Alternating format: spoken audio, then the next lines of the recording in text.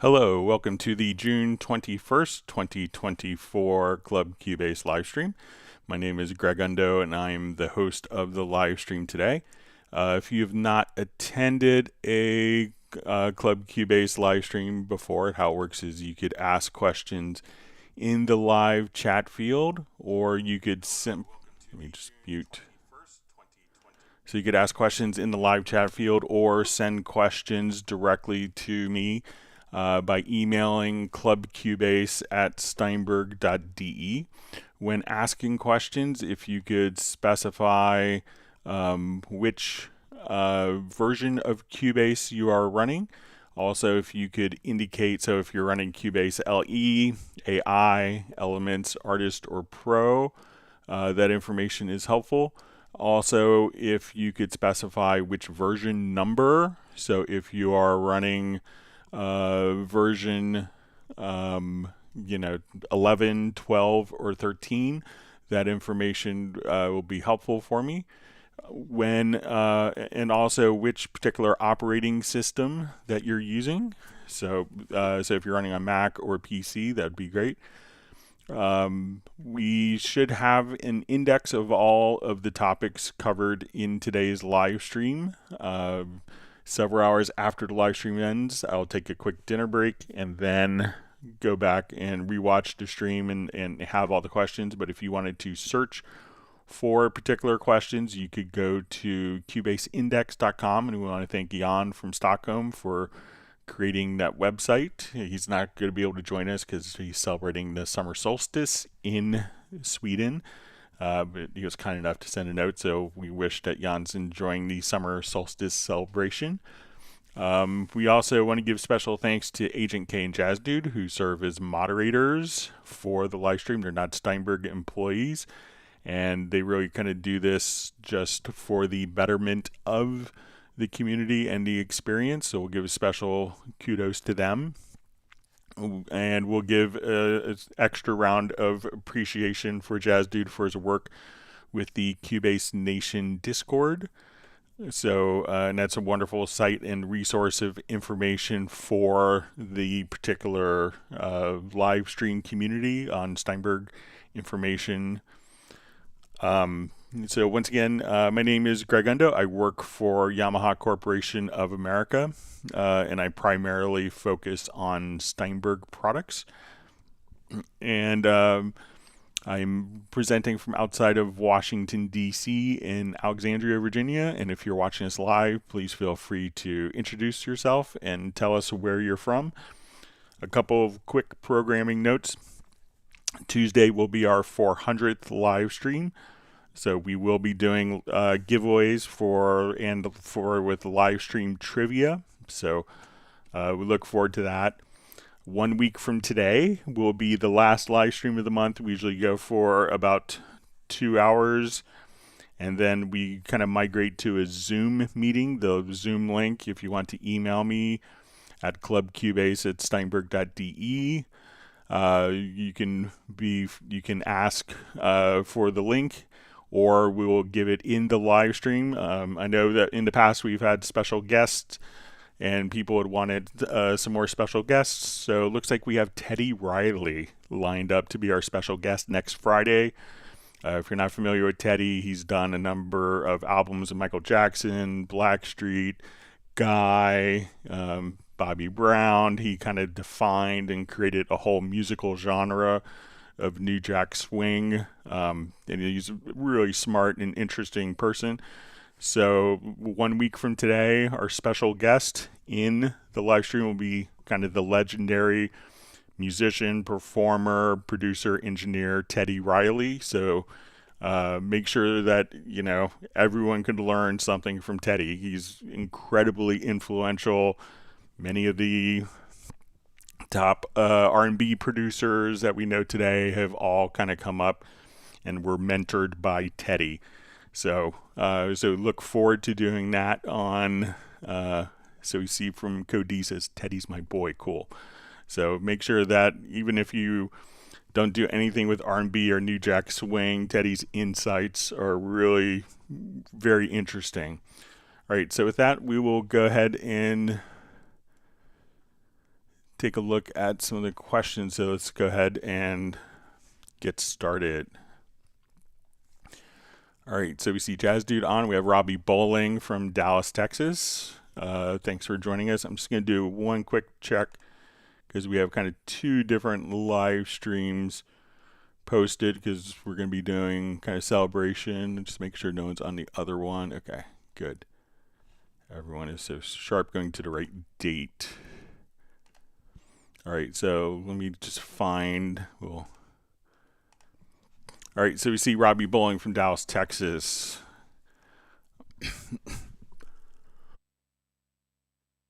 All right, and we see Tim K joining us from Zeist in the Netherlands. Thanks for joining us again.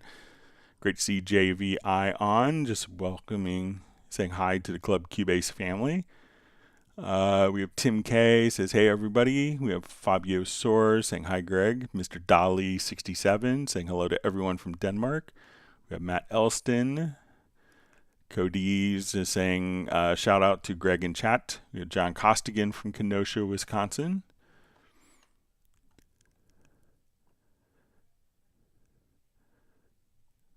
Okay, so we see from Fabio asks, Cubase 11 Pro, Windows 11, i9, 10th generation. When upgraded to Spectral Layers, projects that already had Spectral Layers 10 could not unmix songs. It hangs and previous unmixed layers are not accessible anymore. All right, so let me go ahead and I have a project that was unmixed in version 10. So let me take a look at that.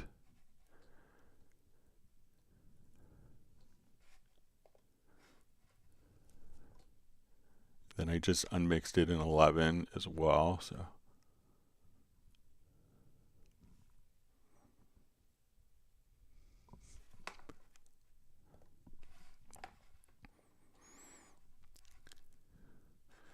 Okay, so let's just take this and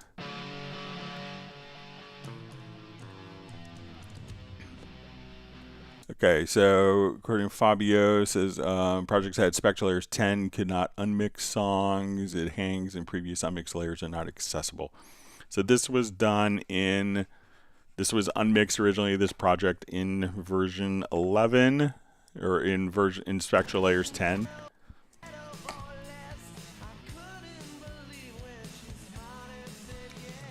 So we'll come over here, let's just take our, and now if you want to take our drums here, and I'm just going to make sure which version we're in of Spectral Layers. All right, so now since I installed 11, we have 11 visible here. Let me just go ahead and drag the drums to the project. And now we could just have our drums automatically. So we solo that track, we have just the drums.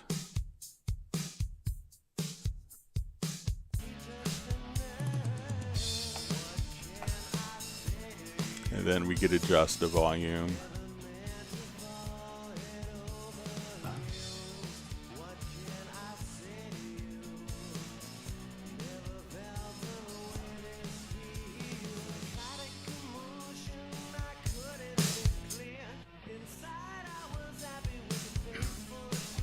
So it seems like everything, you know, project that was done in 10 initially is now kind of playing back in 11, and I'm able to kind of drag as expected. But let me know if I'm doing something different than you are, Fabio. All right, so we see Sway TV on. Thanks for joining us again.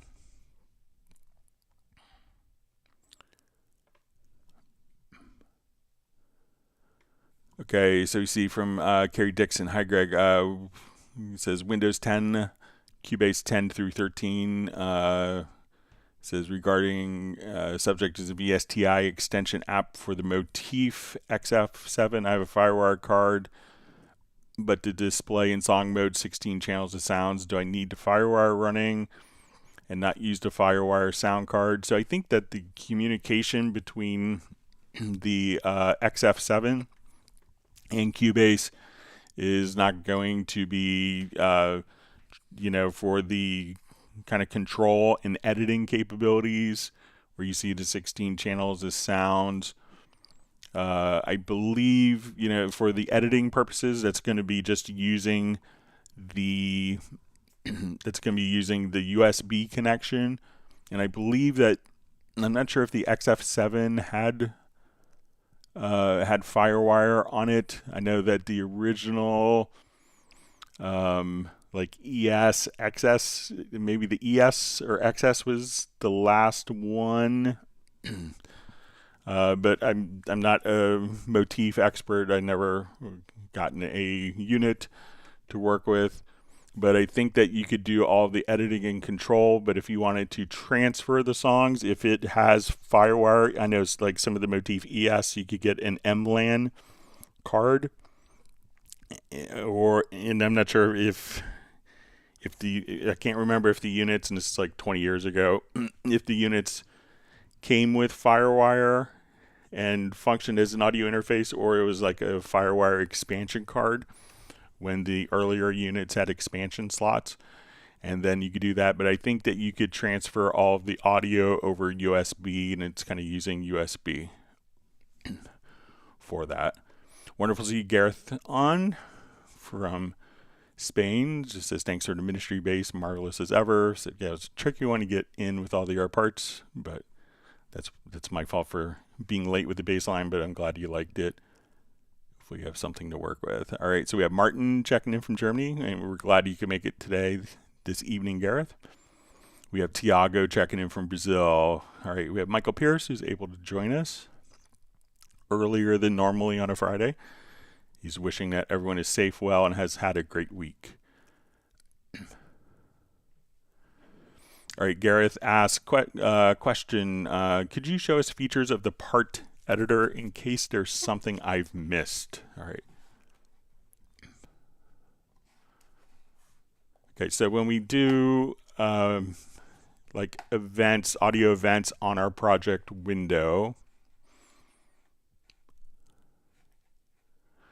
we could have them as events or parts.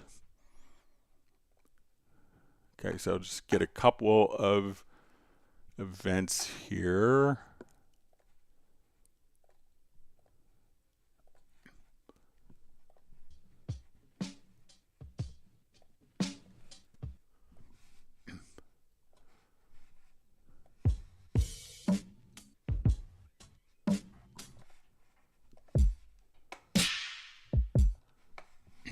Okay, so let's say I want to kind of build my song.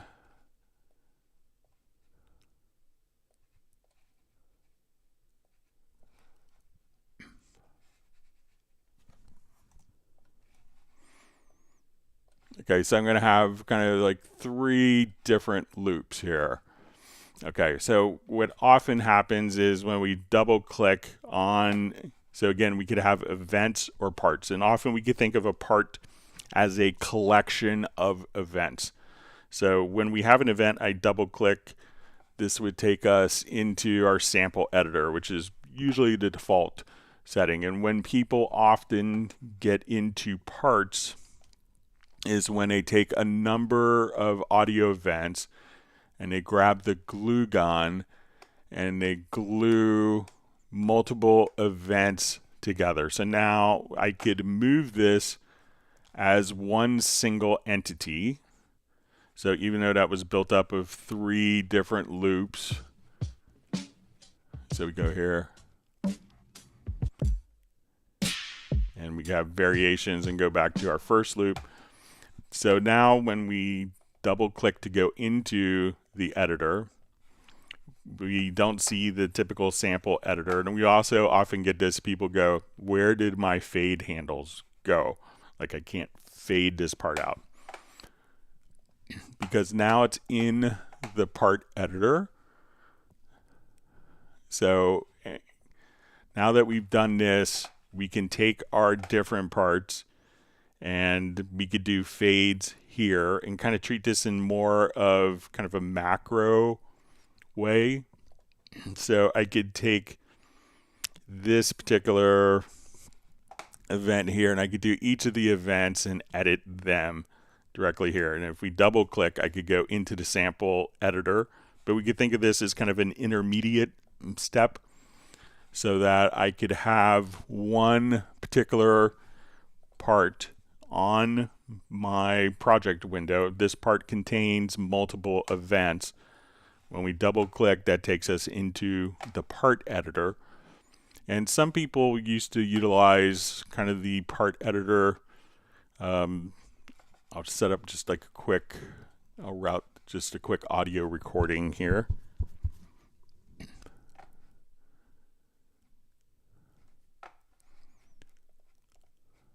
So I'll duplicate this track.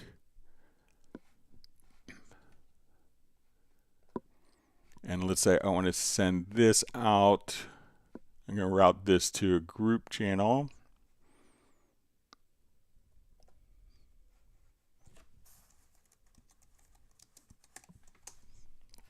And I haven't done this in a long time, but I'm going to set this input to the group. Okay, so I'm going to put this into a quick loop here.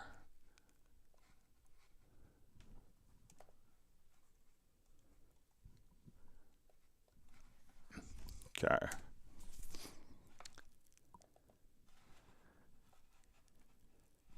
And now when we record into the editor, so we're going to play this and record on this channel, and we're going to put it like in a 2-measure loop.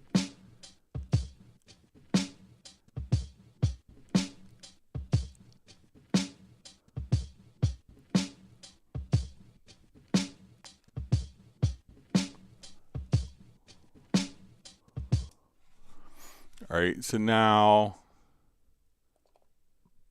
when we come over here and we join these together, so let's say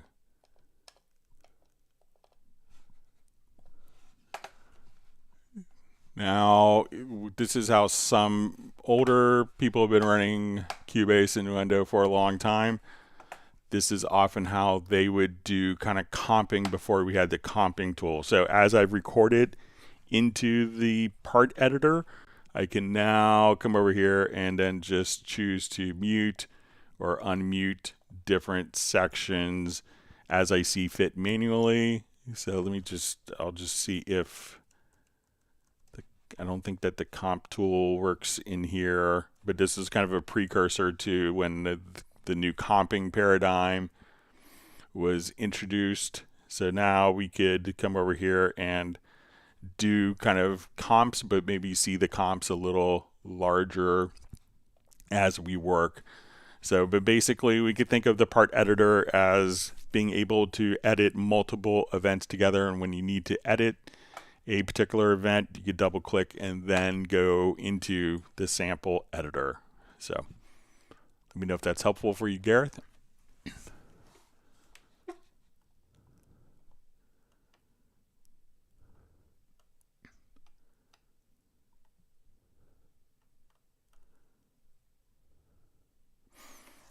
All right. We see Daniel just saying, yo, Greg, how you doing? So I'm doing great. Looking forward to a nice weekend, and I have Monday off, so looking forward to doing something special with my son since he's on summer vacation.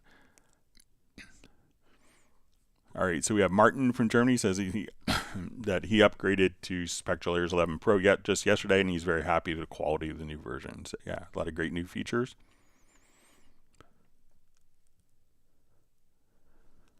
All right, so we see from Danielle says, I want to thank you for all your help. Finally, Cubase turned from a frustrating beast to a fun toy I can play with, just as FL used to be. Thank you.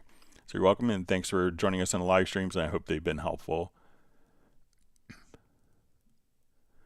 All right, so we see from Fabio says, that is it, Greg. Might be a problem with my system.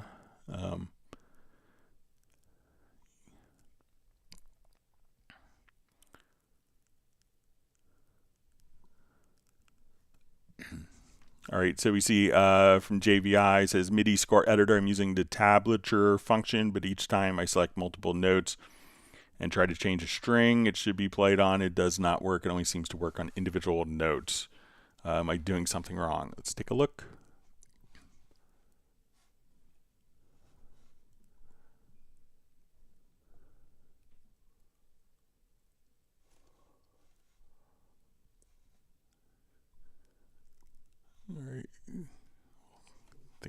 something work in this project.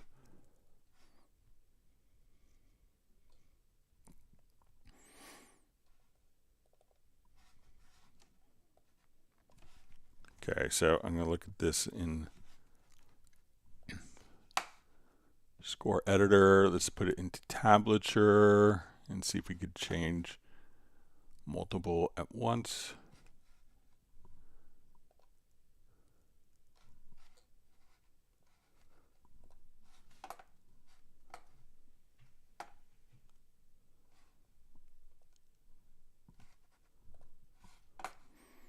Okay.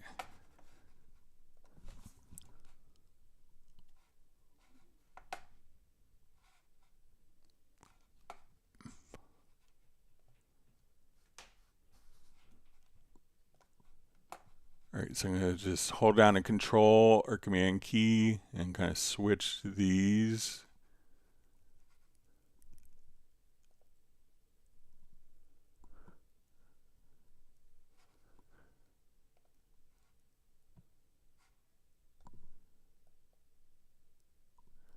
So if I just selected the same pitch here. So where we have the 3 on this, the 3rd fret on this string indicated. So I just select the multiple events here and then right click and say move to string, and I'll say move to string 5, and that should, so at that point we can see that all of them have been moved up 1 string and up 5 to increase 5 frets. So let me know if that's how you're doing it. So try selecting the different notes, holding down the control or command key, and I'll try just some other notes as well. Let's say if they're not all on the same pitch. But yeah, so even other notes that were, if we undo that, we'll see the 19 will go down. So by 10, so like even notes on different pitches. So make sure that you hold down the control or command key to select the multiple events, and then just right click and move to string. It makes it could be that perhaps you're moving it to a string that can't sound that particular pitch. So if you don't see anything change, that could be the case as well. But it seems like it's working to me.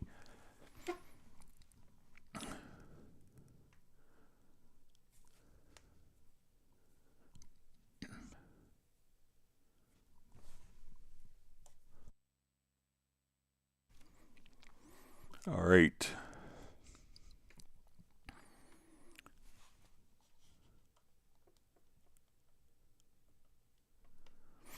All right, so we see Daniel says he's also found some of my short videos, like being creative with drum patterns, and there's so much you could do with Groove Agent. Yeah, so Groove Agent is just a really wonderful tool. So glad that you're getting more comfortable and hopefully learning from the live streams. All right, wonderful to see Millard Brown, if memory serves, just kind of outside of Philadelphia in Pennsylvania. This is great to be here live again. Hope everyone is well and happy, and I learned so much from these live streams. Thanks for the kind words. All right, and we see Michael Teams from Weatherford, Texas, has joined the live stream. It's always better when Michael is on.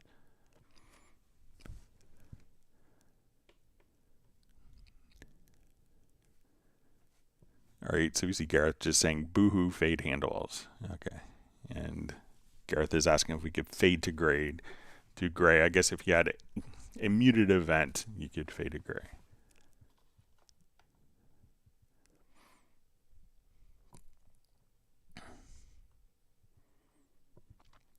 All right, so we see from Gareth says this is the cool bit, multiple tracks in the part editor. So you can have multiple tracks, but we could think of it as, again, being kind of only one would sound at once, but you could do some kind of very complex editing if you needed to, especially like sound design type of work.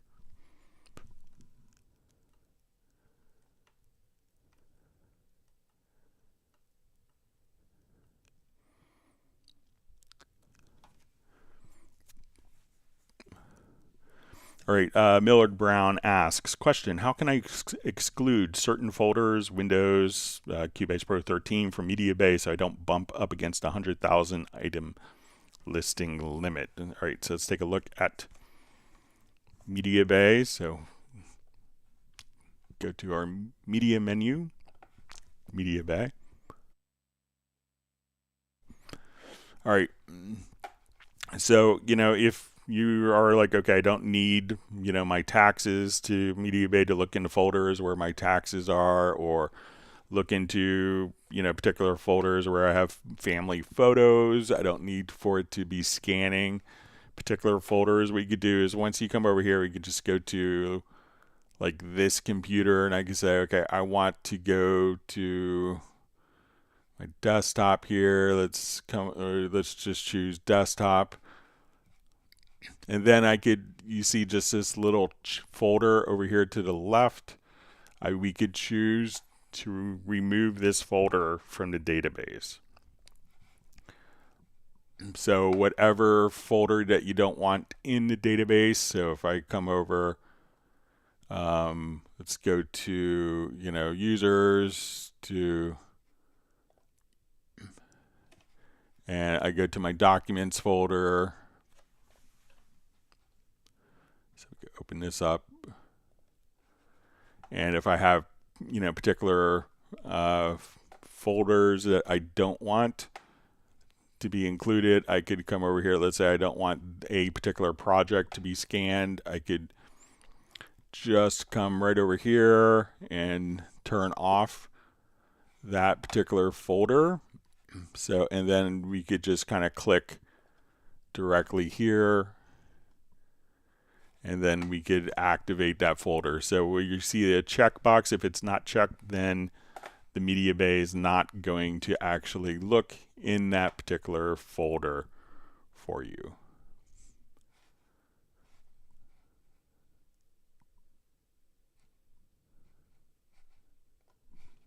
So let me know if that makes sense, Millard. It's great to have you back on the live stream live.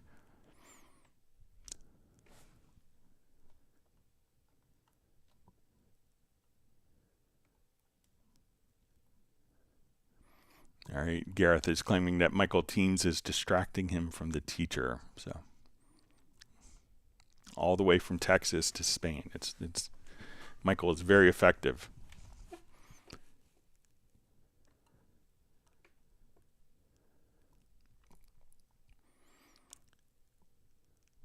All right, so we see 808 King just says, have a great weekend and let's learn something great today. So just have to ask great questions and you learn great things. All right, so you see JVI says on the tablature follow-up, I have no idea why mine is misbehaving. I was using shift instead of control. I'll try it again and get back to you. So yeah, try just to control to do kind of multi-control or command to do multi-selections. All right, so we see Uno Momento, who in Finland, they're celebrating midsummer. So he's here just to whack the like button today. And Michael Pierce is saying that in England, their druids did it this morning. Probably at Stonehenge, right?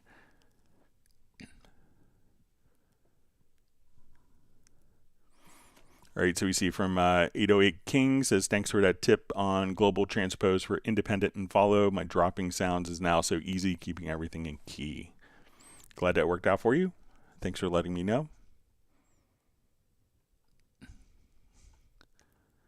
All right, so we see Lola make an appearance, which is Gareth's daughter. Welcome to the live stream, Lola.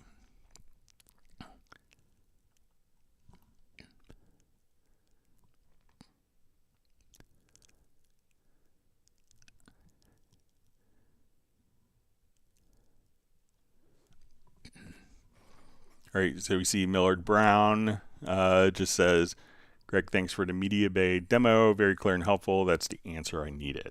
All right. It's nice when you're kind of a few mouse clicks away from happiness.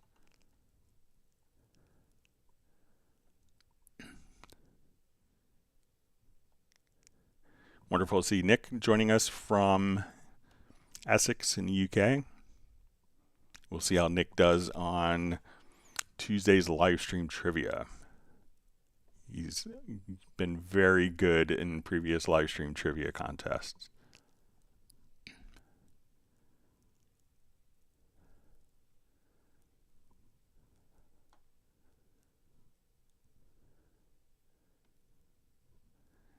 All right, everyone's happy to see Garastarda on.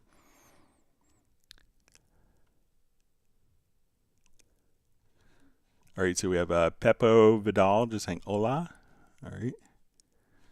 All right, so let me see. I know we had some questions that were sent in since we're.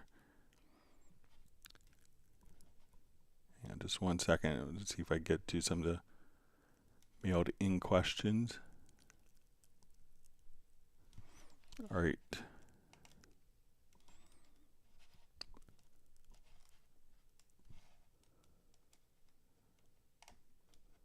Give me a second. I'm just going to open up my Word document here.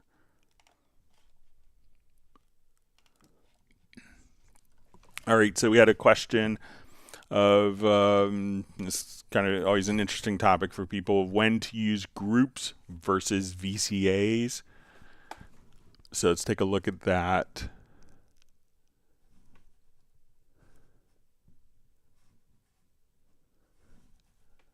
So I think I have a project already prepared for this. All right, so when we want to kind of, deal with the volume of multiple tracks, there's kind of two different approaches. One would be using groups, and the other would be using VCAs. So we could take a look at when you would want to use one over the other.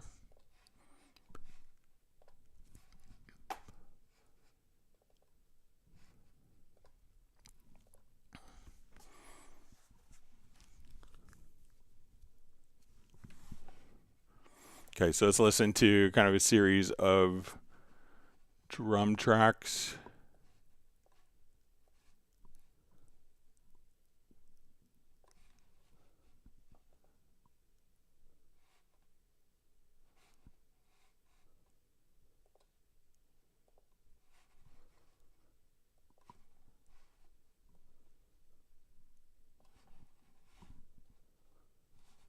Let me see if I have this in my...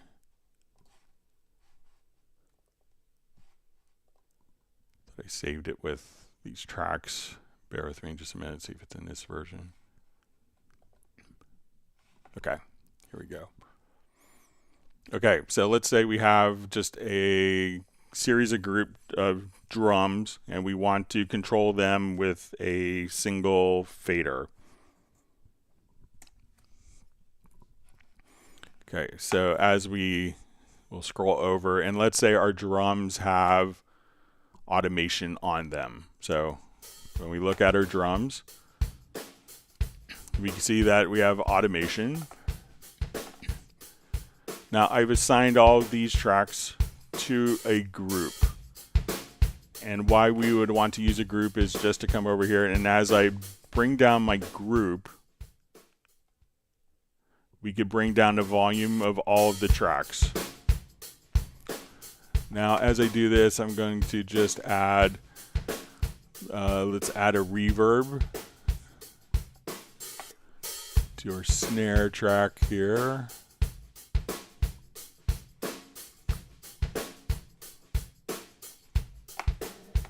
So now we have a reverb on the snare. So, all right, so now that I bring down the group, I can still hear the reverb, and this is affected kind of the blend between our snare track and the effect. So even if I switch this, I think even if we switch to a pre-fader send, that when I bring the group down, we still alter the blend and the balance between the group, between the reverb and its source. Now with a group track will sum all of the audio together. So when I come here, we could say, okay, I want to EQ all of my drums at once. or if I wanted to do compression on all of my drums. So this is actually going through, and the group channel will sum so that we could process all of the drums. Now when it gets really interesting is when we have automation. So let's say if we look at our drums, we can see that there's automation and often kind of going in contrary motion. So while tracks are going up and going down, if I wanted to preserve all of this automation but still attenuate the tracks and maintain the painstaking automation that I created, what we could do now is just come over here and I could assign all these. I could select the tracks, and what I've done is just assign them to a VCA fader. So the VCA fader, when I come here, I could increase or decrease, and as I'm dragging my VCA fader down, notice that tracks that the automation is going upward is still going up, but the automation is just kind of attenuated. Now when I bring the group track down, let's listen to the reverb on the snare. That balance, again, as we mentioned, is altered between the dry signal and the source. When I bring down the VCA is not summing, so as I bring this down, it's not going to affect the relationship between the snare so that way it's actually just going to be balanced between the two. Now if I wanted to write automation, we can now just click here on the automation. So it's good,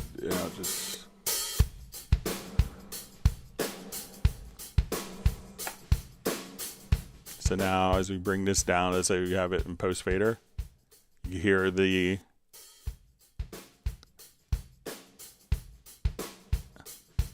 balance between the source signal and the snare isn't affected when we use the VCA. But let's, again, as we just mentioned, automation. So I'm going to automate my VCA fader here. So even if I'm moving it up and the channels are going in contrary motion, we've automated this.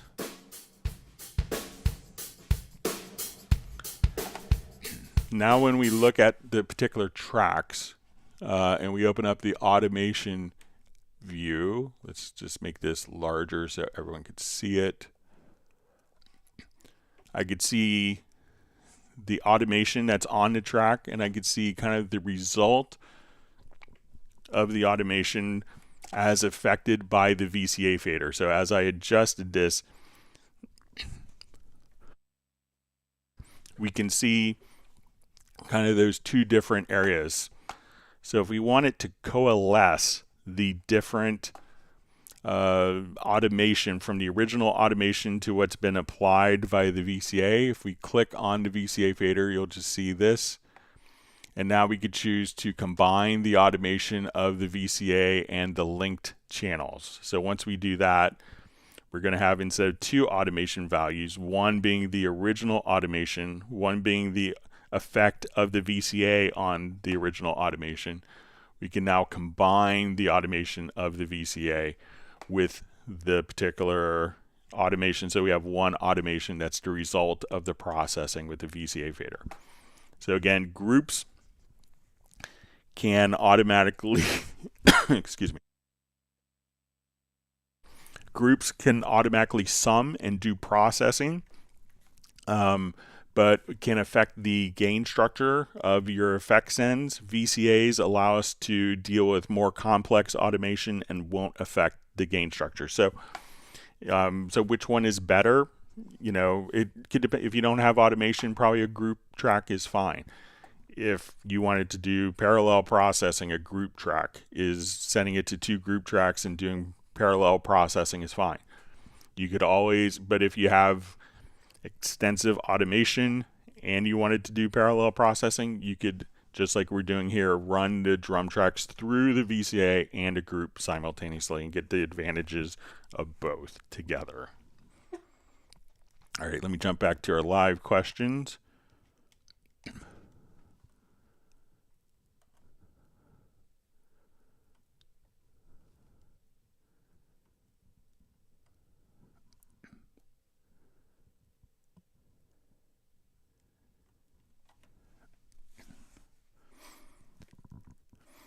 All right, so we see always just see a comment. It's from Yorkif. I'm sure I'm pronouncing that wrong, so I never say your name. It says, hi, Greg. Greetings from Germany. I've just recently started with Cubase Pro 13 coming from Samplitude. I've made some considerable progress so far. That's wonderful, and it's always great to see you on the live streams. And we hope to see you on many more.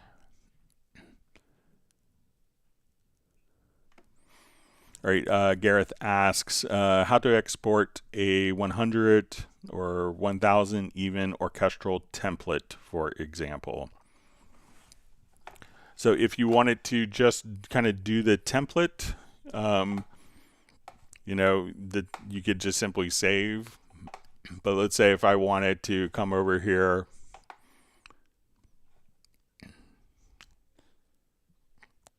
so many people will choose to have their group routing set up.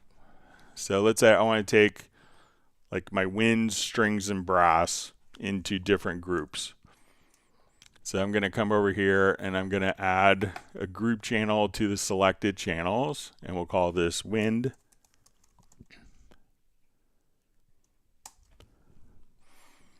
And let's say we have 2 horn parts. We're going to add a group track to the selected channels and call this brass.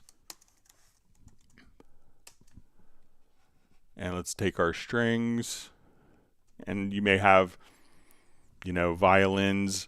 You know, if you have like 30 violin tracks, you may have a violin group, a viola group, etc. But just for simplicity, I will just make a strings group.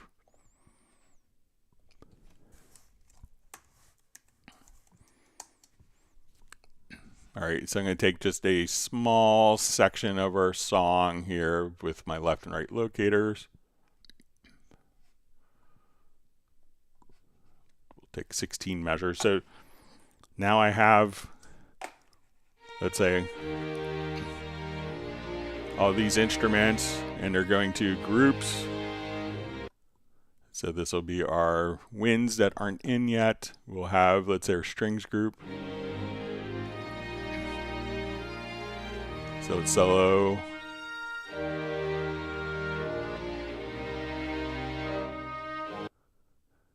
I don't think our horns are in yet. Coming soon.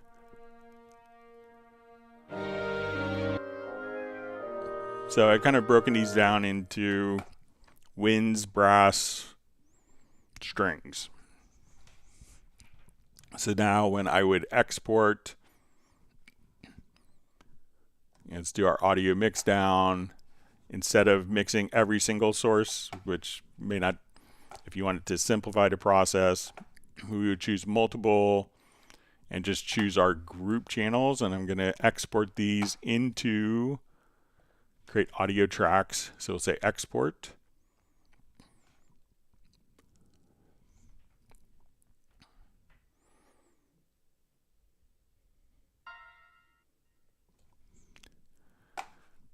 So now we have our stereo out. We could have our winds.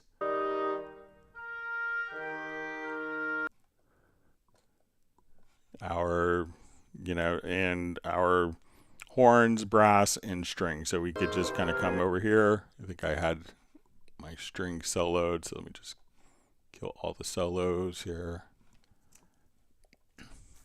Remove these tracks. We'll do it one more time. All right, so now export, audio mix down. I'll just bypass, create audio tracks.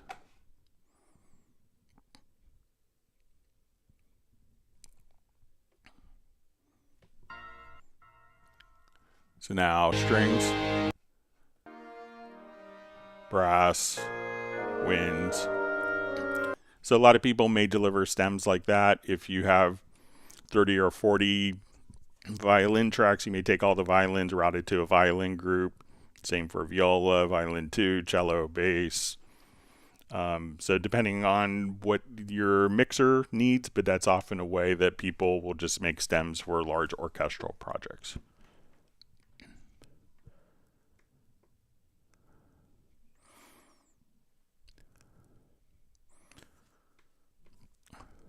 All right, so we see from Bratman Studio, hey Greg, do you have any examples of syncing with film in Cubase 13 Pro? So I assume a video file would be fine.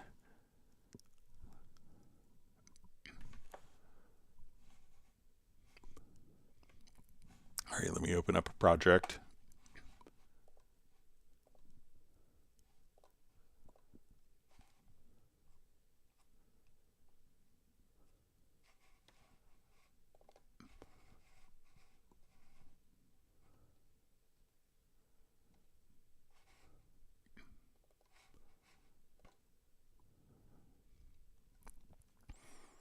All right, so let's say we have a video project and we can open up the video window by hitting F8. So let's say as we have our video window here. So there's a couple things that are helpful to know. And I'm not a film composer at all, but if we go to transport, there's something called video files editing on off. So with that, as I want it to come over here, and let's say I move a particular note, or if I move an event,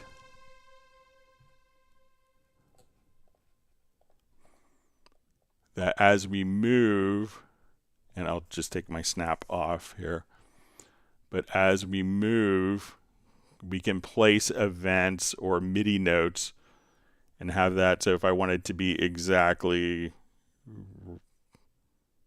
right there, a note to occur, I could now just come over here and I could move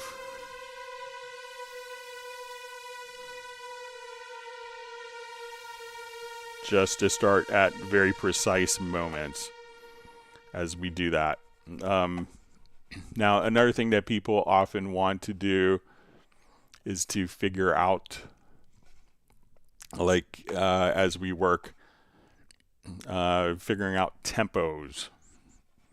So here we have a warp tool, so there's several different modes, and I could just put it into warp grid. So let's say we start our video and we kind of watch it.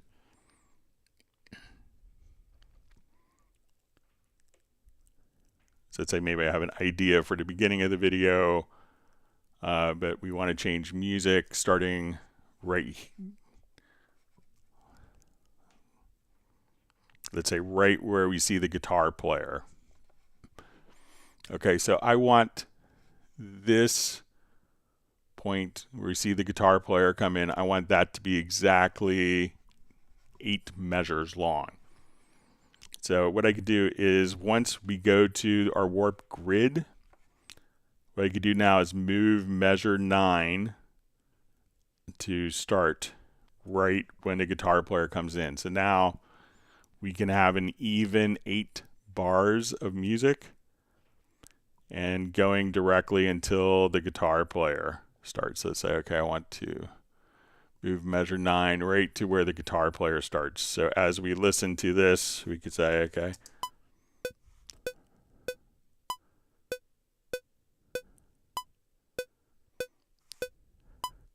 and then we want to start different music right where the guitar player is.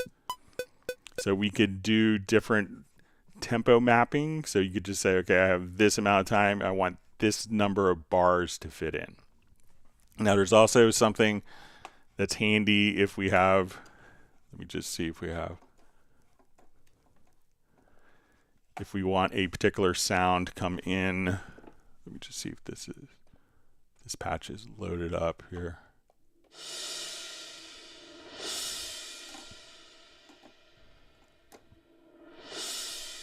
Okay, so let's say I want to record a patch, but I want that particular sound to be synchronized, let's say with this cloud that's coming up. So I'll come here, turn that off.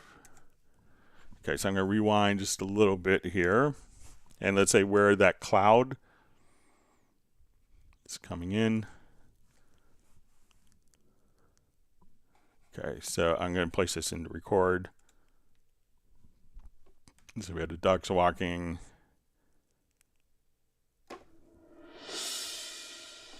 Okay, so I want that particular cymbal sound to always be synchronized to that moment in time with the video. Okay, so we come here. So there's two different modes for tracks. One will be musical mode and one will be linear mode. So if I put this particular track in linear mode,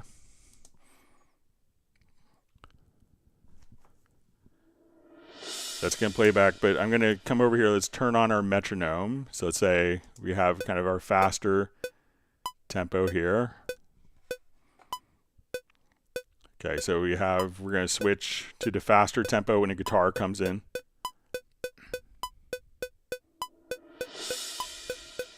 Okay, but now what I want to do is to change the tempo at that to a different tempo.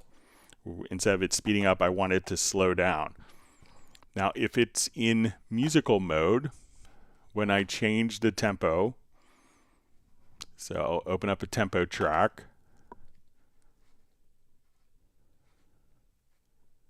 Okay, so I guess we have a tempo track already. All right, so where we have the tempo track kind of speeding up right there, I'm going to just kind of slow the tempo down here. So when it's in musical mode, and we look at the video now, the timing is based upon the speed, the placement with the tempo. So now that I've slowed the tempo down, when we get here,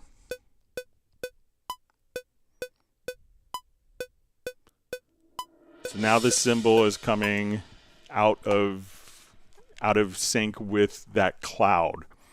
But if I come over here, let's put this into linear mode. That as soon as let me just change our tempo, and let's say we have this track again in linear mode. So we look at the sync. All right, so now that the track is in linear mode, I could change the tempo, and that particular track will still play back at the same time to be synced with the visual imagery.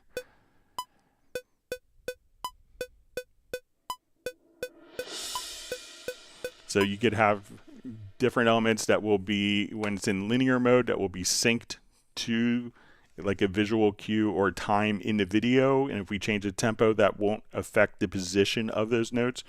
Or you could have it into musical mode where changing the tempo will change it. So between using the different modes for the sync to tempo, so you go to your transport and activate video files editing mode. Once you activate that, once you do time warping of the grid, and then understand kind of how to work with linear and musical modes, you can do a lot of stuff with video very fast and easily. So let me know if that's helpful for you, Bratman Studio.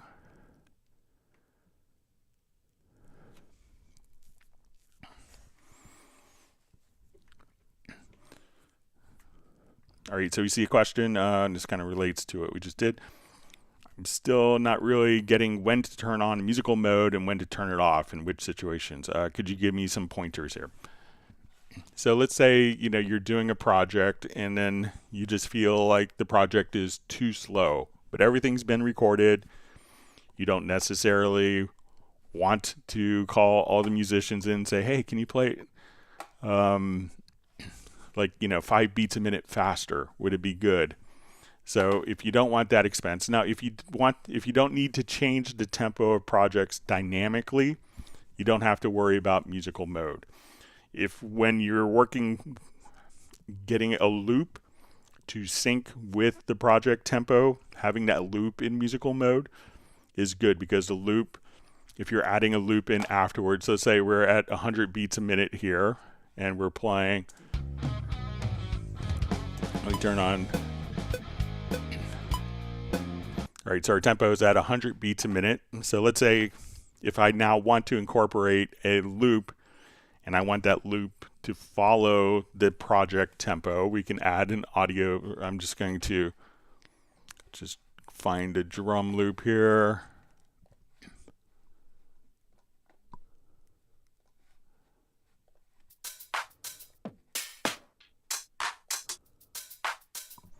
So say I want to take that drum loop, which is probably, and I want to drop it in at measure 9. So if I want this loop, so we can see that this loop originally is, and looking at the name, 125 beats a minute.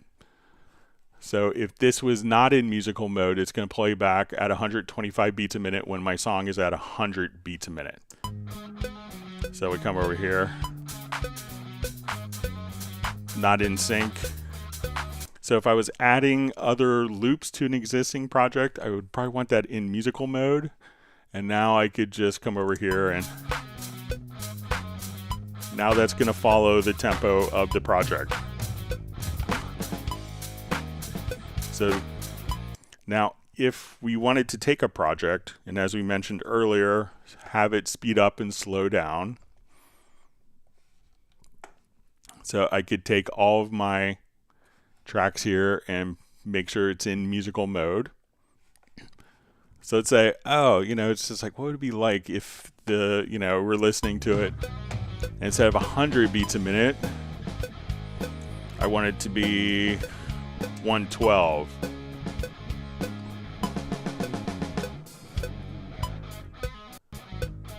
So now I could speed up everything.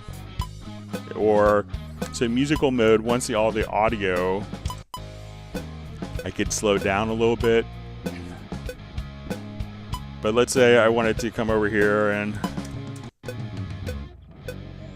so let's say right at this point, I want to add a tempo track, and I want to speed just the chorus up just a smidgen. So let's say, okay, my project's at 100 beats a minute,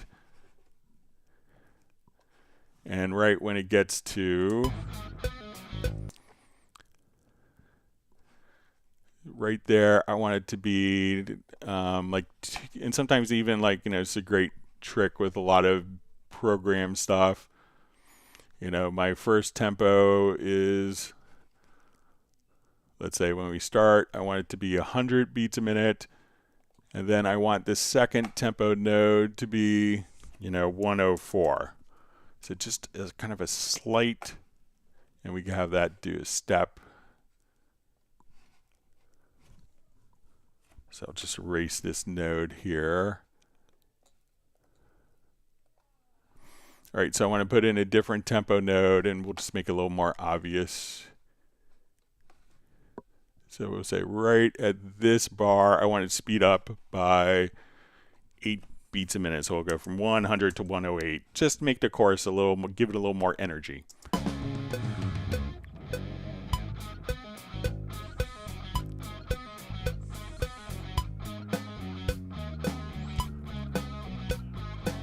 And let's say right here, I want to put in a tempo node. I want to settle down to 100 beats a minute.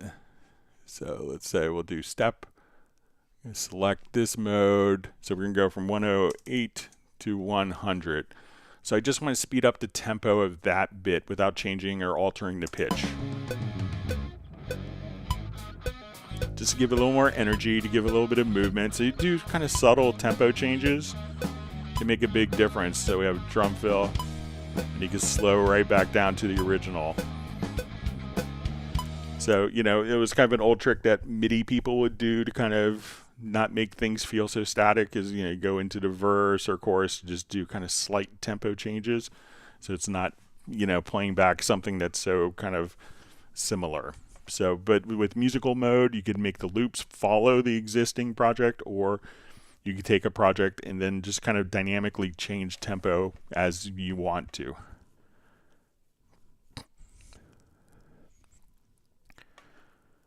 Okay.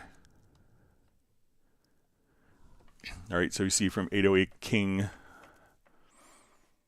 it says, I'm opening a project and resolve missing files. I've looked in possible locations, I just can't resolve. And it starts up every time with that same message, how to resolve forever. So make sure that when you do this, let's say if I record a file here,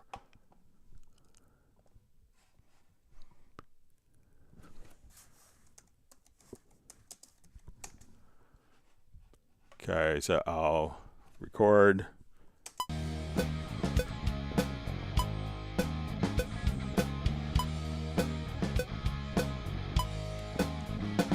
All right, so I'm going to save this project. So we'll do a save as.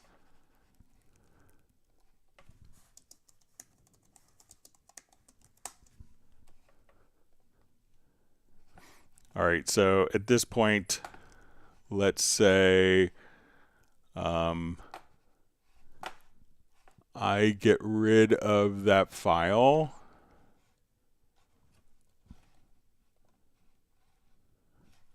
So I'm going to go into my Finder or Explorer, not my web browser, sorry.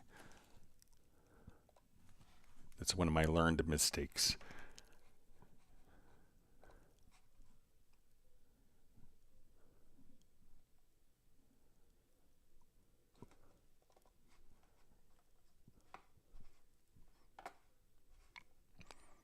All right, so I'm going to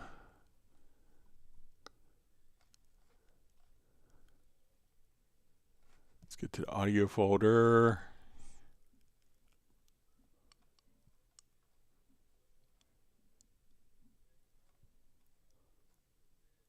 All right, so we have delete me. So, and this was just recorded today. So I'm going to move this file. I'm going to just move it, take this particular file and move it to trash.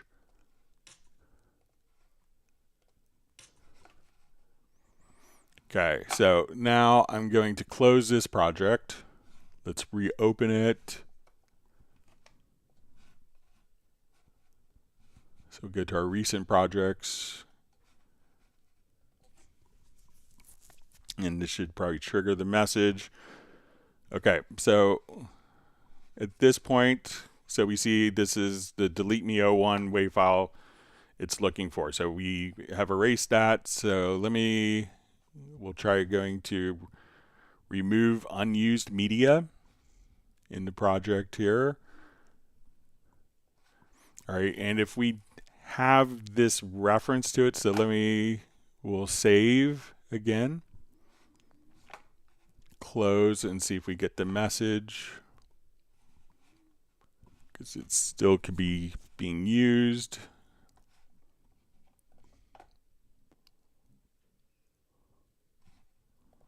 All right, so now I'm going to delete the event. Let's go to media, remove unused media, save, close, reopen.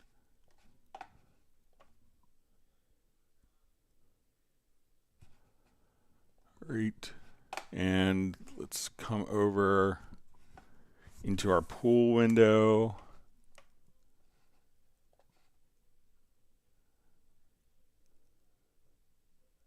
All right, and I'm going to remove the trash. So I'm going to say empty trash, right click, and I'm going to erase the files. Then let's save, close.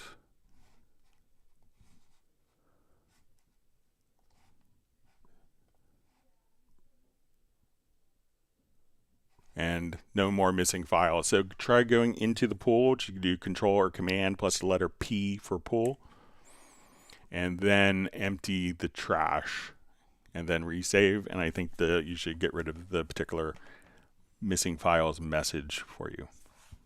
Let me know if that works for you, 808 King.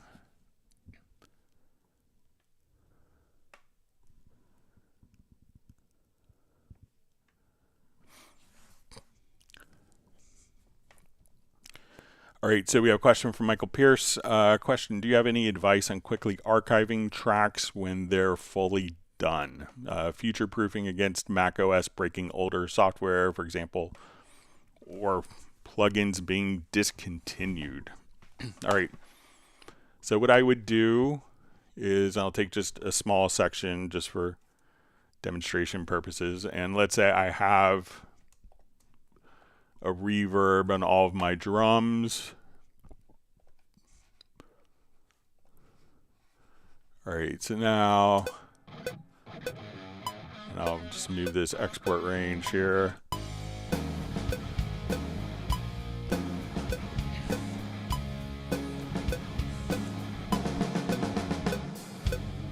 All right, so if I was to kind of future-proof myself for archiving, for plugins, plugin discontinuation, and I want to be able to open this up in 40 years, what I would do is we come over here, let's do an export audio mixdown, and I would do just, we're going to choose multiple, and I'll just do like my drum, so I'll select that, and we'll do just, okay, and then I'm going to just come over here, and in the effects section, I'm just going to choose disabled.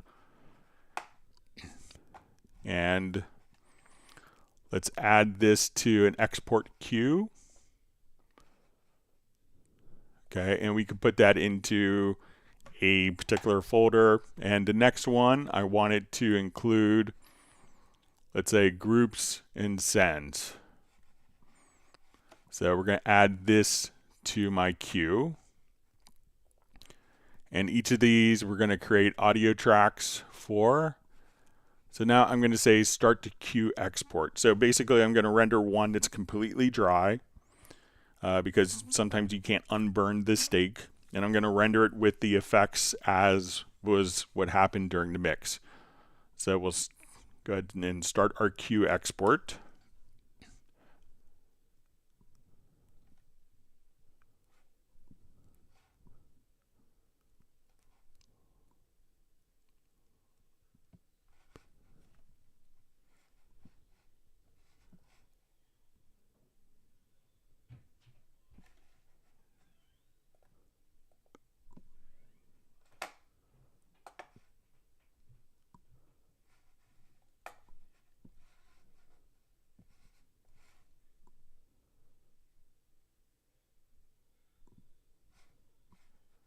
Just see kind of a progress indicator here. All right.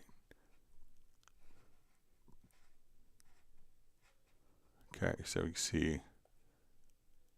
Okay, so still doing some of the files here. And these could be put into different folders if you just choose a different path for each queue.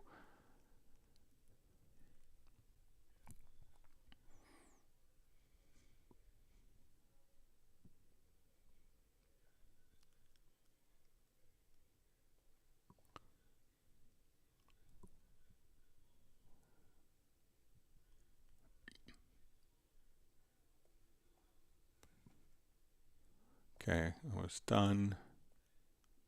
It's when you get a quick cup of tea or coffee.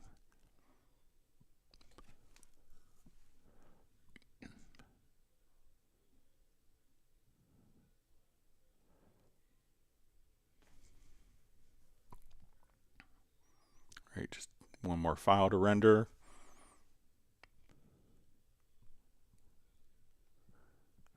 Okay, so now we could have the top area here where we had our drums.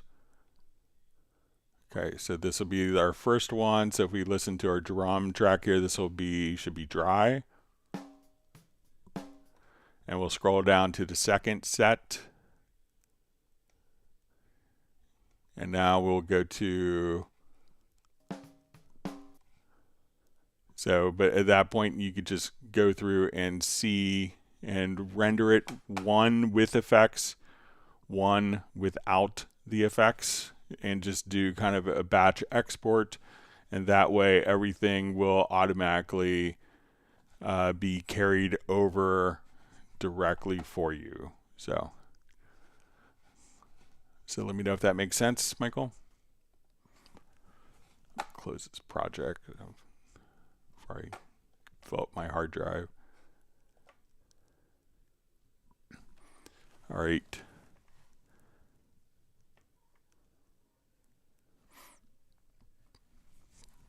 All right, so we see just a quick question. And I need some more advice on how to use the audio warp feature if I want to time correct an electric guitar. What is the best way to achieve that? All right. Since Garrett's daughter is on, I won't play the example I made him play really poor timing to. But we'll do...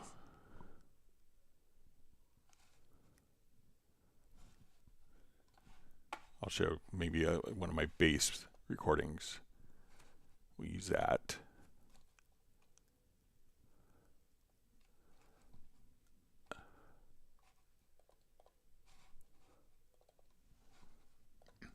All right, so this hot mess track, I think from the first record.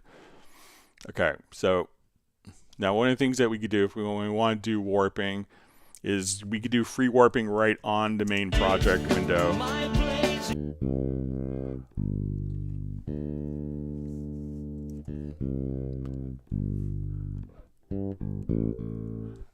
All right, so one of the things that we could do is we could, as you record audio into Cubase, we could actually see kind of what's called hit points.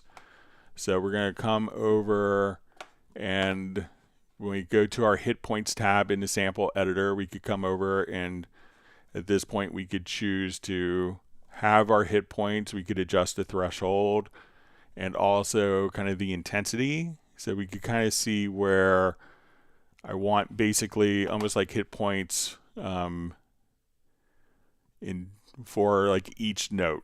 So I'm going to just kind of generate hit points. Now, one of the things we could do is if you click on this create, at this point we could create what's called warp markers. So I'm going to do that, and we're going to switch our warp tool here to free warp. Now, sometimes when you do it, you may not see the warp markers until you're at a certain zoom level. Okay, so if you're like, oh, I don't see any warp markers, you know, otherwise it's going to be just kind of all vertical yellow lines. So at this point, we'll say, okay.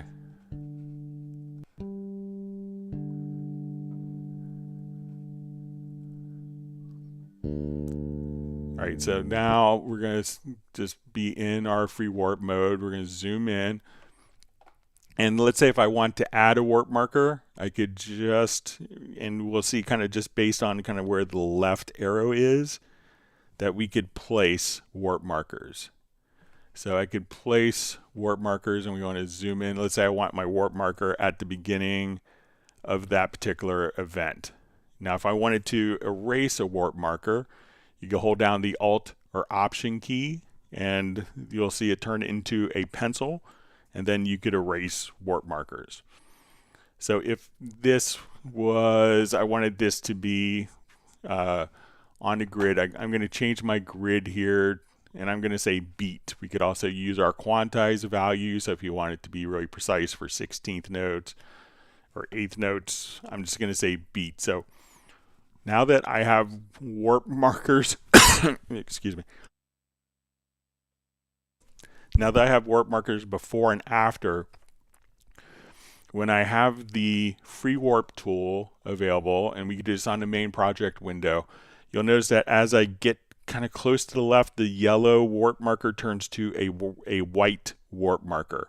That means that warp marker is selected. Now I could just automatically move that warp marker. And since I have snap on, which you could turn on with the letter J, and I could say, let's use our grid, I'm going to say to beat. At this point, I could automatically snap this warp marker to being on beat. If I was doing like a fast 16th note run, I could come right over here and say, okay, I want this, and we could have this automatically snap based on our quantize value. So now I could have this start of that particular note automatically snap to the quantize value or to the beat, or we could adapt to zoom. So if we're kind of zoomed in really to a high level, we can have it snap to like 30-second notes. If we're kind of zoomed out a little further, we can have it do 16th notes, zoom out a little more, and now we're doing 8th notes or quarter notes. So depending on, so you can see that as you move the warp marker, and again, you know that the one you're moving, the one that you're affecting and moving is the one to the left, and it will turn white, and that will allow you to kind of position and just do very fast kind of rhythmic corrections to guitar parts or vocal parts to get it kind of lined up very easily. So let me know if that's helpful for you with your free warping.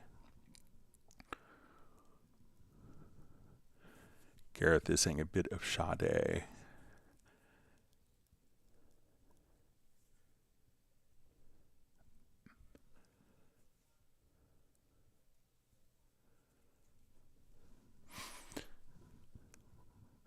All right, so we see from Bratman Studio, hey Greg, what will I be able to do with Wavelab Elements 12 over the $500 full pro version? And that will that be like ozoning capabilities? So I think I've always thought of ozone as more of a processing solution as opposed to more of an editing solution that does other plugins and hosts.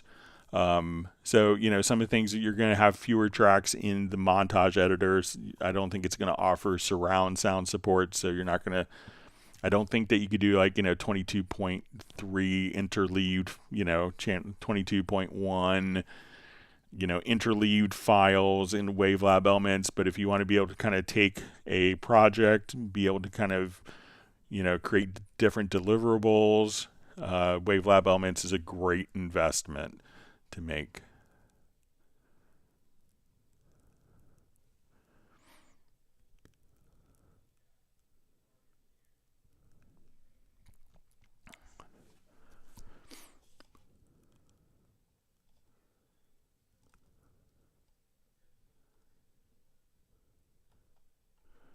All right, sorry, my chat field just jumped.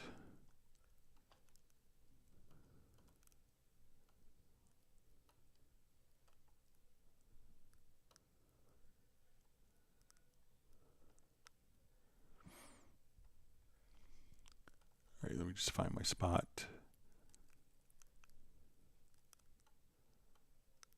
All right, so you see a question. In Samplitude, I often use the, sorry, no, I think I had one before.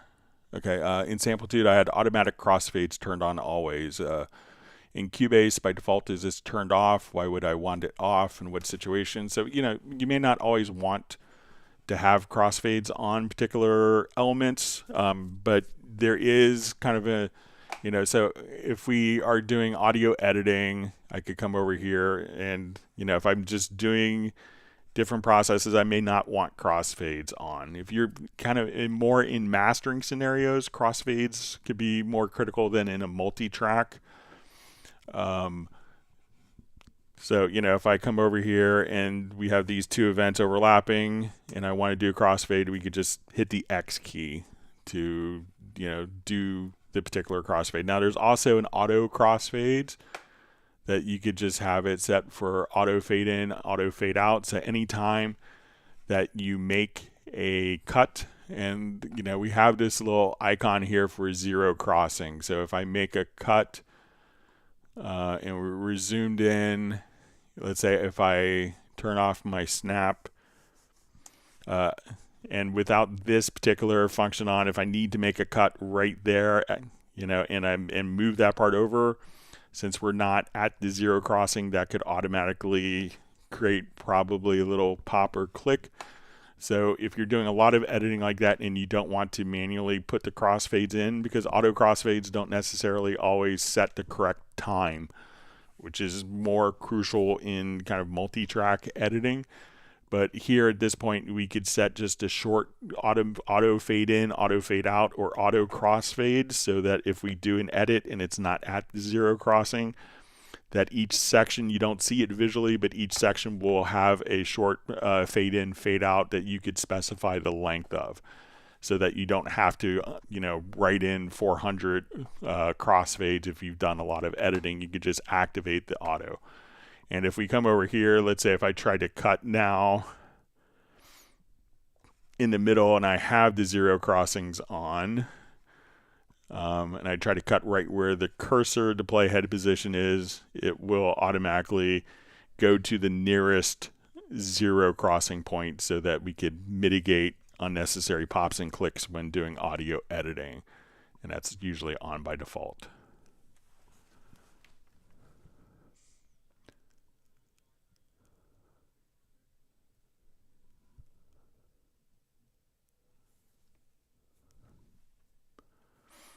All right. So you see from 808 King, it says, gee, I remember now, it is .peak file that I deleted inside the project folder with an old version of the song I don't want anymore. Any way to resolve that? It's gone, I deleted it, don't want to see anymore. So usually a .peak file is kind of a waveform image file. So I think the .peak is maybe a Wavelab image file, but not necessarily, or maybe an image file from another program. So, it's not necessarily the file itself, but the actual waveform image. So if you don't see a waveform image, you could go to the pool and hit like Control P to enter the pool. And then I think we could just, if it doesn't see the waveform image, you could click on reconstruct and that will redraw the image. So generally the .peak file is just a waveform image and not the actual file itself.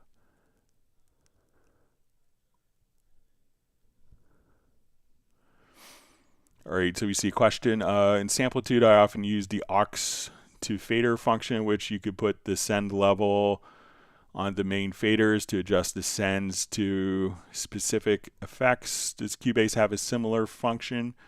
So there isn't necessarily like a flip sends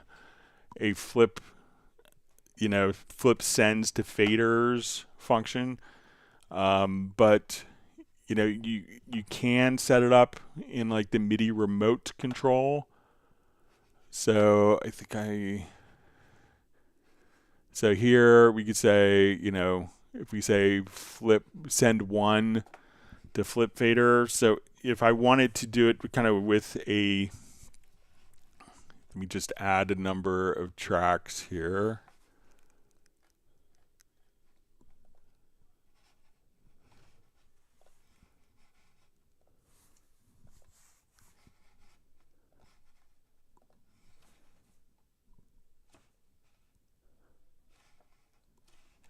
All right, so I'm going to select just a number of tracks and hold down Shift key this time. That would help.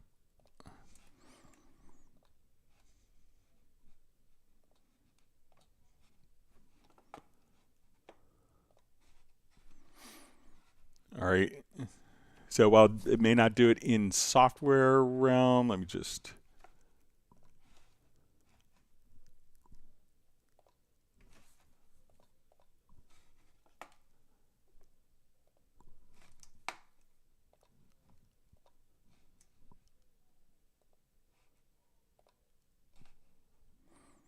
Okay, so I have this.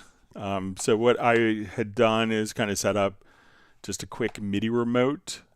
And when we go to the mapping, basically, we could take kind of the selected channel. So let's say if I come to this particular event, we could see that we could do level of send one. And I'm happy to kind of share.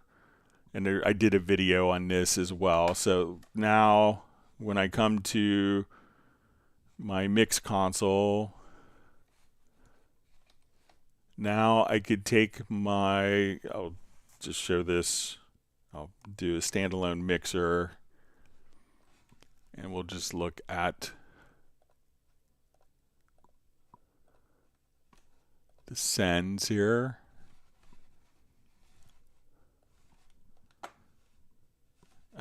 Sorry. So I can go to my MIDI remote here. Let's open up.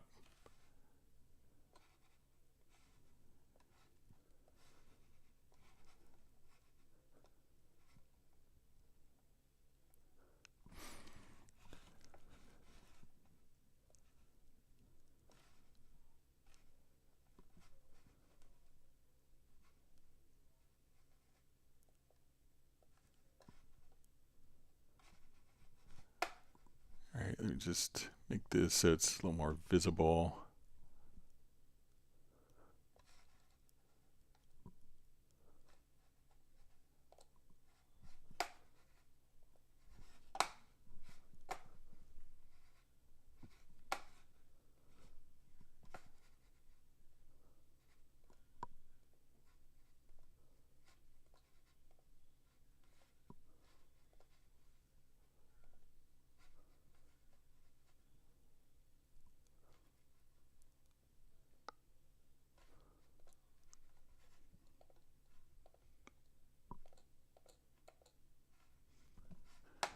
All right, so let me just, all right, so now I can see the send levels here. So when I adjust my faders, that we could now just have the faders automatically go to my different send levels as we work here. So, and then I could say flip send to. So, you know, I find that it's not necessarily, so if you want these sends to automatically show up on the mix console faders, it doesn't do that, but you could use the MIDI remote. And if you want to email me, I could send a link to the video on how to get it set up with the control surface. So it's more often used for live sound, you know, to flip the sensitive faders for live, but you could do the same thing with the control surface in Cubase, but it's not natively handled in the software. All right, wonderful to see Gerald Ely from Martinez, California. Thanks for joining us.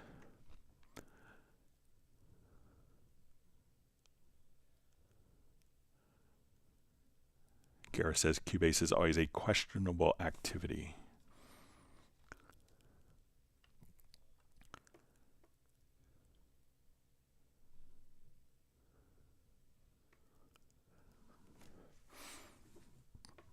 All right, so we see I often read before, and I decided for Cubase that users suggest using group tracks if they need more than 8 sends on a track. How would that work? Just in case I ever need to do more than 8 sends.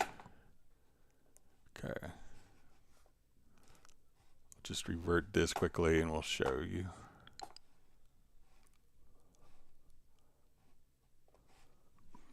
All right, so let's say I need 16 sends on my bass track here. So listening to it, and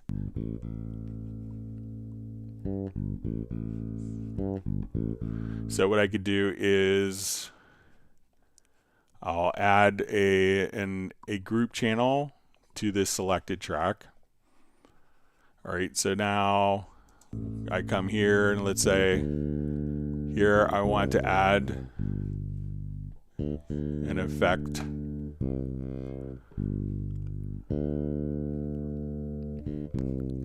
So let's say I want to throw in a little bit of chorusing.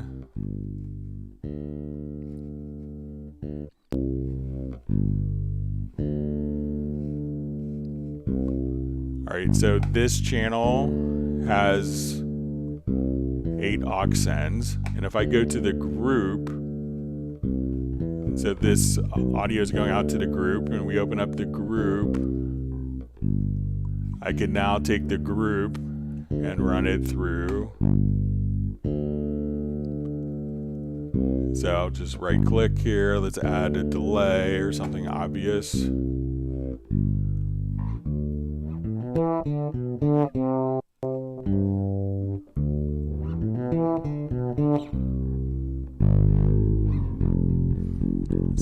while the channel itself has 8, once I send it to a group and there's no consequences of sending it to a group, all the delay compensation is still working, then I could add another 8 if I need to send that group to a group, another 8, that group to a group, another 8. So in essence, it's, and even like some DAWs may have the flexibility of you could have 8 effects ends, but you could have 32 different effects tracks and you could send 8 different ones to multiple tracks. So it doesn't have to be physically tied like an analog console. So send 1 could be different effects on channels 1 through 4. So, but that's how you could get more aux sends using groups.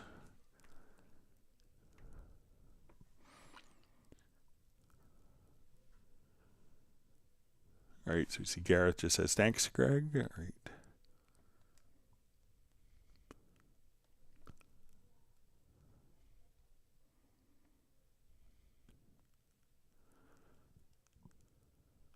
All right, so Michael Pierce asks, oh yeah, for anyone, can I use Iconica Sketch in Cubase 12? My work Mac won't run Cubase 13. Planning on an upgrade, but soon Apple will stop supporting it altogether. Let's take a quick look. We'll see if you have the license for 13 on the system. It might work. We'll just take a look. We'll open it up. Cubase 12 here.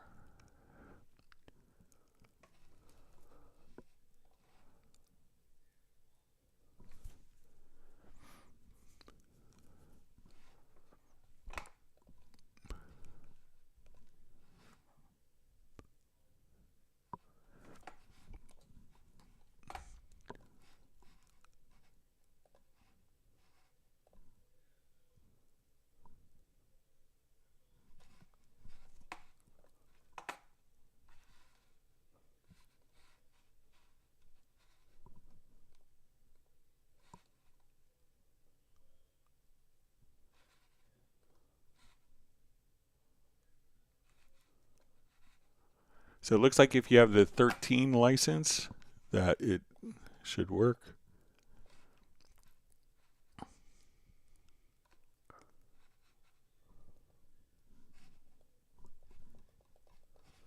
So it looks like that opens up for me. Let me just check my. So it's probably sent to different, but it looks like that opens up if you have the 13 license on the computer. That it looks like it works. So you give that a try, Michael.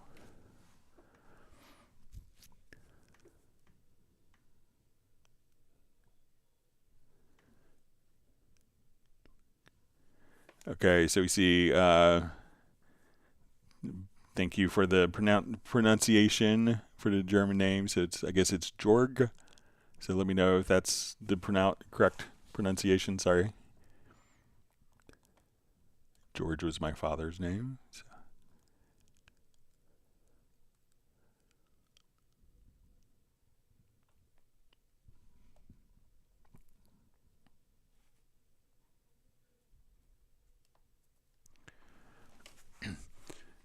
So we see a question from Daniel.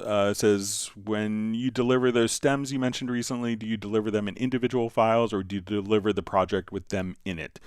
So often, if you're fortunate to be working with someone that has Cubase or Nuendo, you could save the project file, but stems are a way of being able to, where anyone using any program could import multiple files and start them at the same time and still have playback.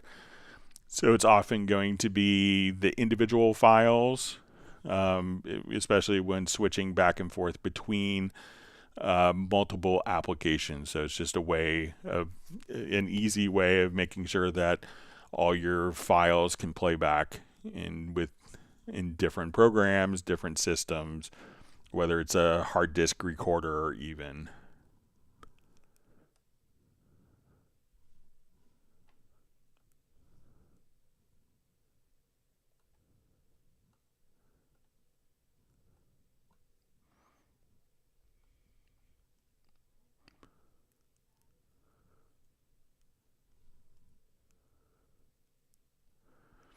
Okay, so Michael Pierce says, wish the plugins transferred as well. That would be super useful as well. I imagine they don't, i.e. the new compressor. So I'm inclined to think not, but we'll take a look just to make sure so I don't misspeak.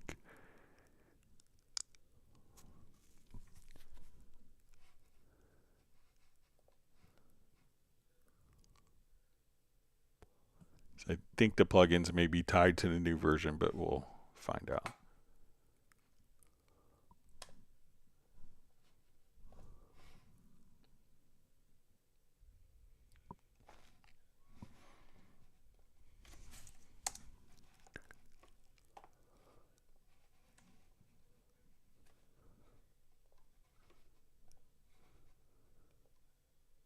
Yeah, so I don't think they transfer over. Sorry about that.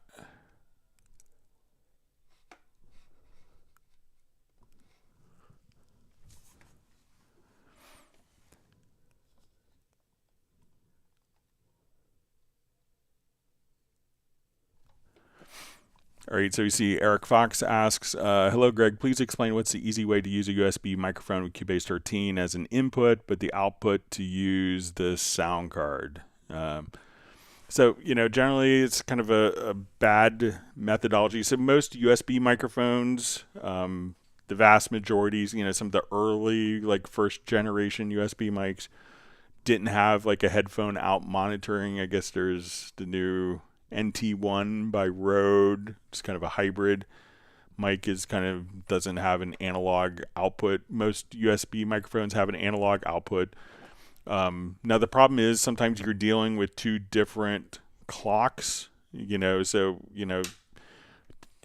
you're recording audio, if you're even doing at 44.1, you have 44,100 samples per second. When you use the same audio device, you don't necessarily have to worry about the clocks synchronizing, but if you have an audio device, if you have a USB microphone that doesn't, then you can run into problems tracking. So like as you're recording on top of other tracks, it might be out of time because the two clocks aren't resolving. The two audio clocks aren't resolving.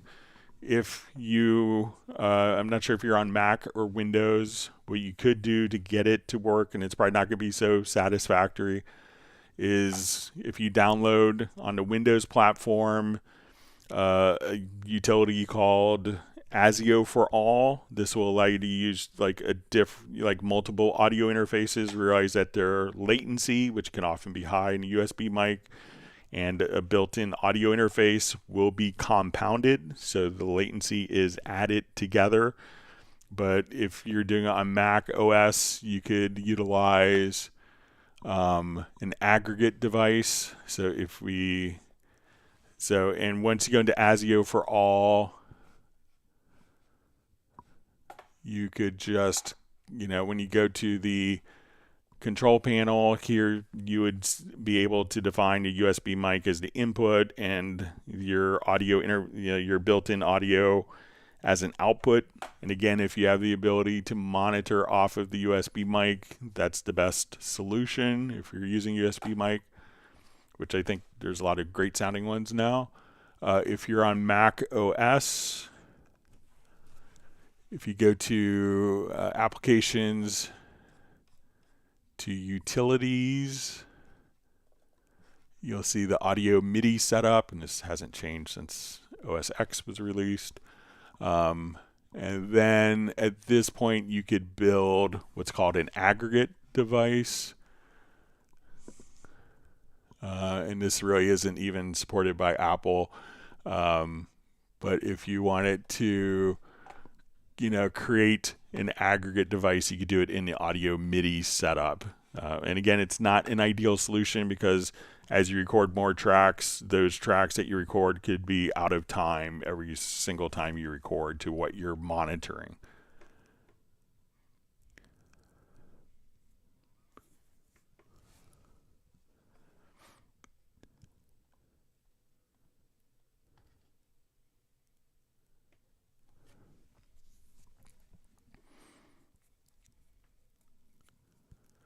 Okay, so we see from mTor, says, "Hi Greg, is it possible to keep the MIDI key editor floating window always on top? I can't find that option. As is, clicking on the project window obscures the floating key editor window." So, what a lot of people do, and I think that the always on top had kind of vanished when the lower zone MIDI editor was implemented.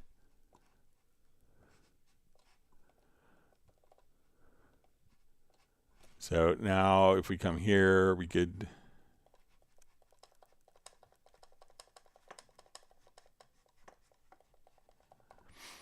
so at this point we could just have the MIDI key editor always kind of docked in the bottom, but when it's a floating window, we could kind of scale it to a different screen, which is what a lot of people do that always work in a floating. But I don't think that there's an always on top, for this particular window. So a lot of people, may save it as a workspace so that your MIDI editor is always preserved, but a lot of people will just, kind of use the lower zone, because whatever you do here, whatever you select, that will be context based, and then you can see the MIDI editing here. And if you need to graduate to a different screen, you could just kind of click on the right arrow, or the kind of the pointing up arrow or pointing down arrow to make it go back into the dock.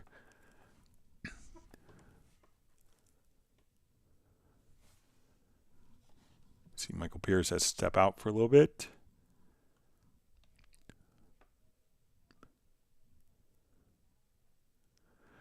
All right, so you see Darren Flake, just seeing if his messages are getting blocked from commenting. So make sure when you're, I haven't seen any other messages from you, but maybe the message has a character limit.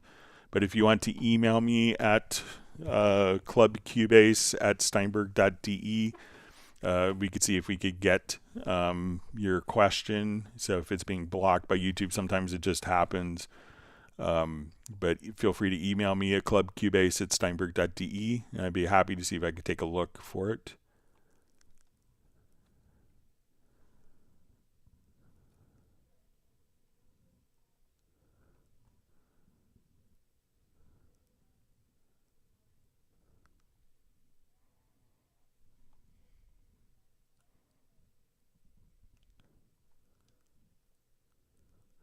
So I'm seeing your messages saying that your messages are not coming through.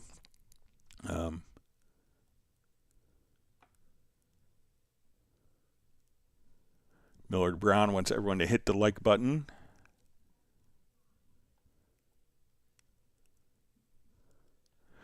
All right, Lyndon Aguilar asks, "Greg, can you please demonstrate to us how to detect the tempo of an audio file?"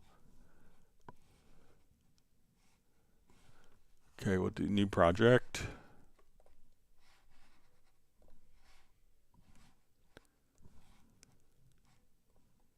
Let's say I have a 2-track mix. Okay, so we'll listen to our mix here. And as we said, no correlation between the tempo. So I'm going to select the event and then go to project menu to tempo detection, say analyze.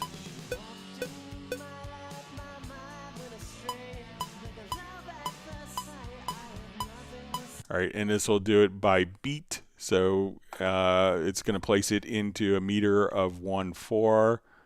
So I'm going to just come here, switch it to 4/4.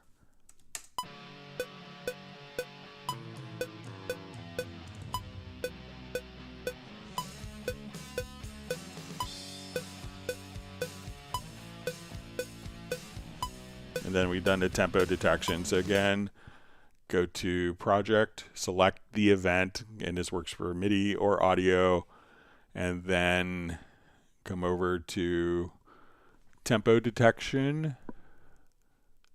Right there, it's grayed out since we just did it, or nothing is selected. So now if I select it, go to project, to our tempo detection, and then at that point, if it has a pickup note, just define where the downbeat is and define the signature. We don't assume all music is in 4/4, but that's all you'd have to do, Lyndon.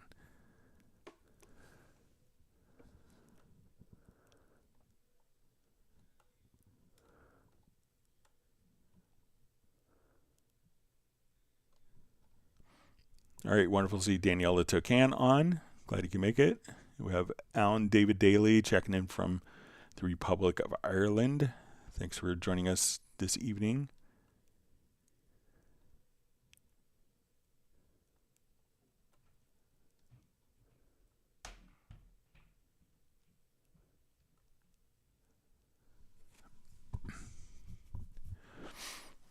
All right, so we see from PETA, I have an issue where the waveforms aren't displaying the same size as previously recorded audio. As far as I'm aware, I'm doing the same settings. Any ideas why this is happening? Thank you.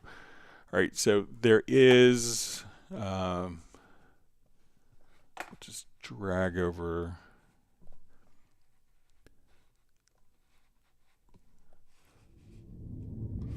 All right, so let's say we're looking at waveform on this particular file, So one thing that it could be is there's a waveform zoom. So if we have, let me just find something that's more.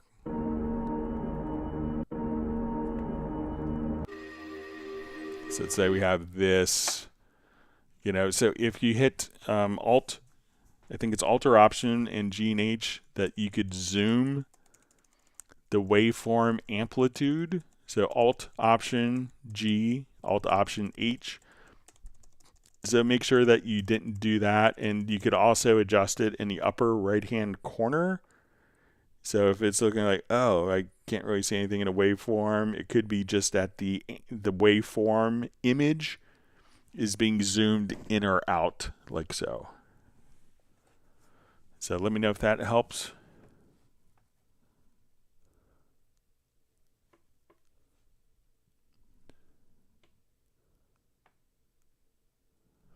All right, so we have Darren's question. Thank you, Jazz Dude, for passing it on. Does Cubase compressor wet dry knob equal loudness? When the signal dry, the output's supposed to not do anything. Is the wet and dry compression calibrated same as the CL1B? Thanks. All right,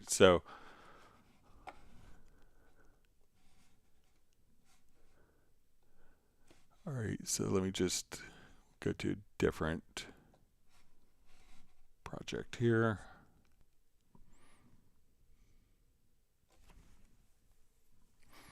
All right, so we could think of the kind of the wet dry knob on a compressor, not necessarily equaling loudness, but blending between.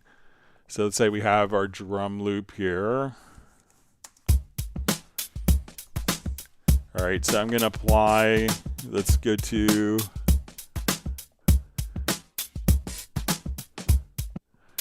Our compressor, and here we're going to see our wet dry mix. So if we adjust our compression here, let's say we put kind of like a heavy compression on.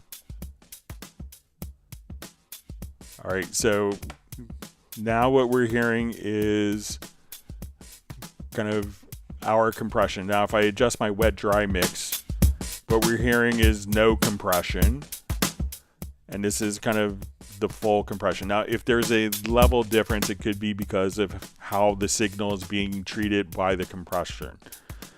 So the intention of the dry mix is, instead of having to set up two buses, that we could blend the signal to kind of get the attacks of the original source and maybe kind of the oomph of the compressed source.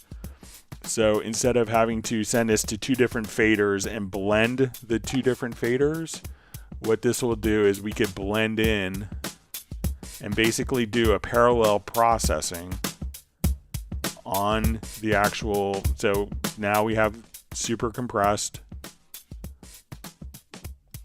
no compression, and we want to find the blend that we want to kind of get a parallel effect That's what the dry mix does. So if we were at 50%,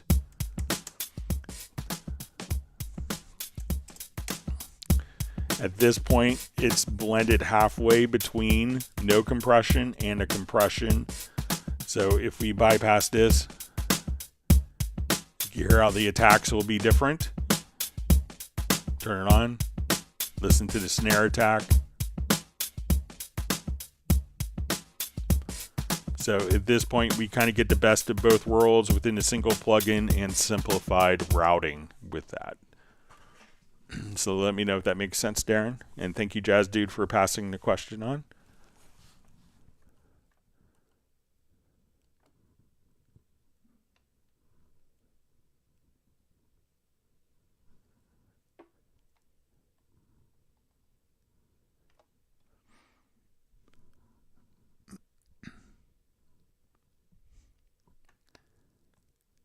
All right, so we have Stefan checking in from Sweden on Summer Solstice Day. Thanks for joining us.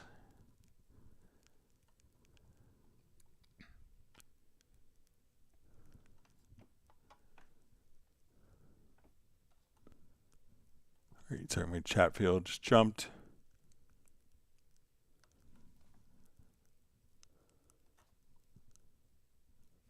Okay, so Daniela asks, using Cubase 12 Pro and did yesterday publish a first walkthrough my mix and master. The first song I publish under Cubase at YouTube.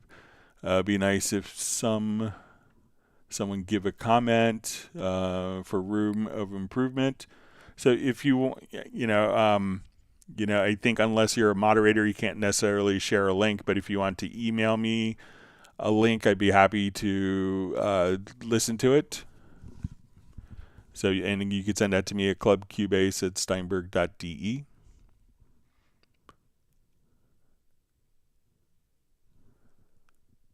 All right, so we see from says cool, Greg. So I select Jorg. And let me know if I'm saying that wrong. Cool, Greg. So if I select a range with warp markers and then simply hit Q to quantize, that selection to grid quantize settings. So yeah, that will quantize the audio based upon the warp markers, but the audio will kind of do it without necessarily having to do warp markers. So, but you get quantize, but in essence, it's kind of doing the same thing. So yes.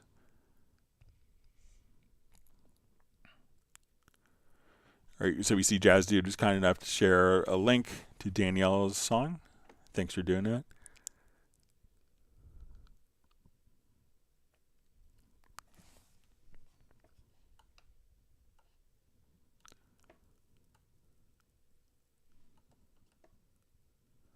All right, Gareth says, hope everyone is learning tons. And if you have learned a new tip or trick, make sure you hit the like button. And again, just a reminder, next Tuesday will be the 400th live stream, so there will be giveaways. We'll be doing our live stream trivia contest. And next Friday, the last live stream of the month, we'll have special guest Teddy Riley joining us on our Zoom social meetup. And that'll be starting 2 hours into the live stream. So there'll be a great one to catch if you learned a lot from Chuck Ainlay.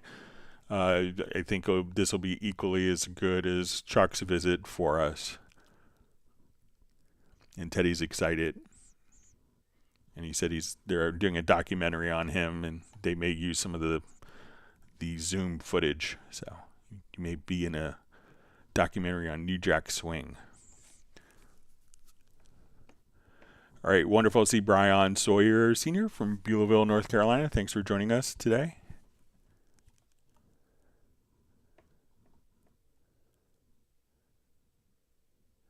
Gareth says, don't forget to click the like button.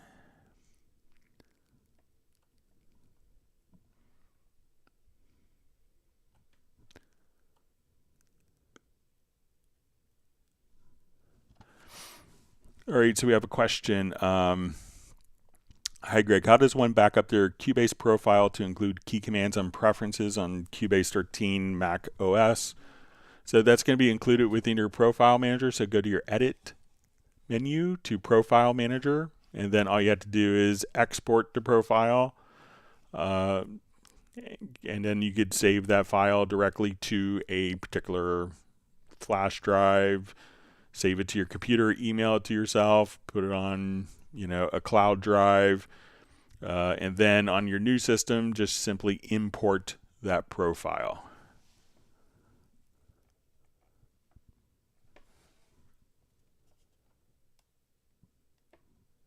All right, so you see Darren Flake is mentioning he has espresso addiction.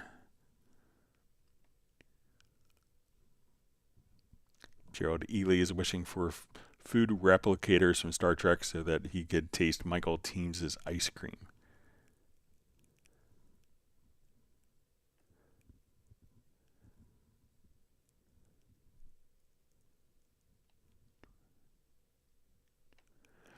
All right, so we have Senthan just sending greetings from Malaysia. Thanks for joining us. I know it's probably the middle of the night there. We appreciate you spending time with us on the live stream today.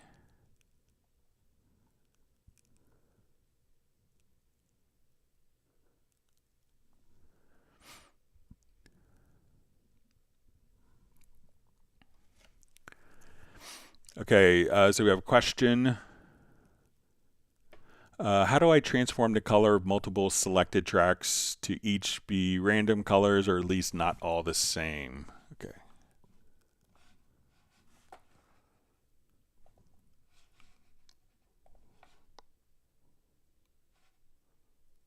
Okay, so let me just add a number of tracks here. I'll make them all the same color.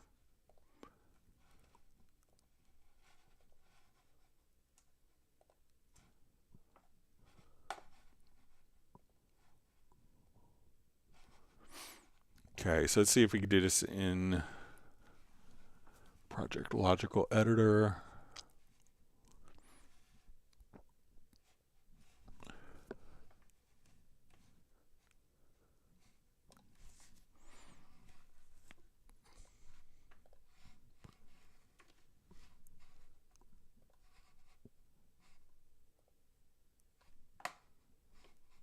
Okay, so let's say our container type is going to be track.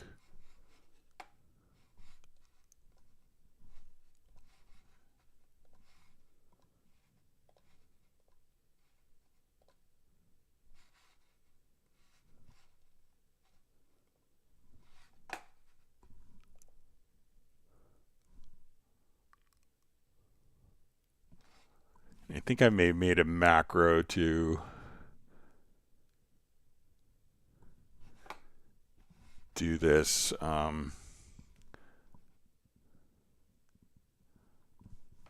me see if I have the macro, because we could increment, decrement, or set to fixed values. So let me see if I have that macro.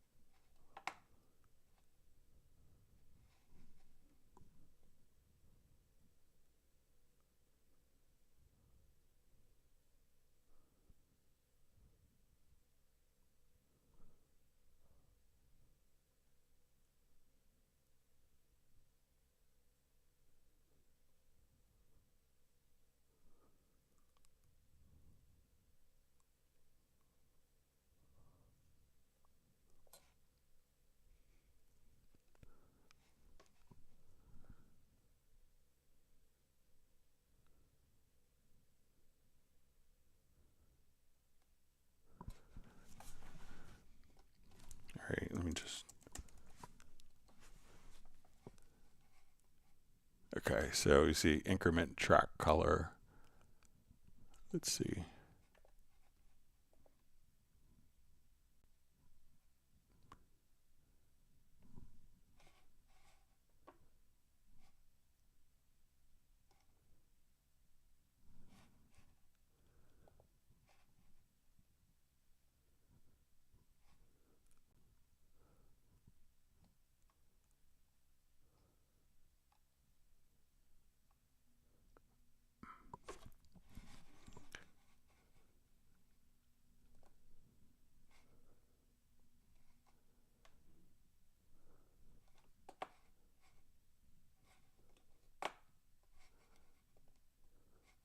Okay, so let's see if I still have this macro somewhere.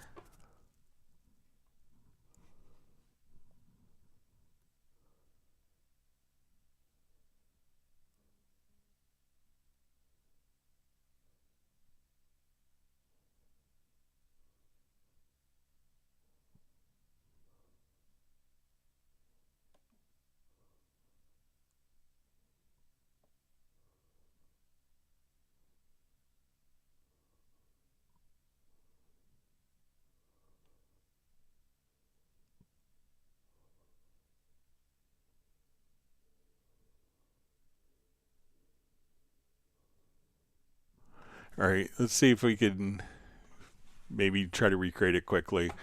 If not, I could show it on Tuesday. All right, so I think what we want to do, so we could, I think what we did was, so we kind of chose to increment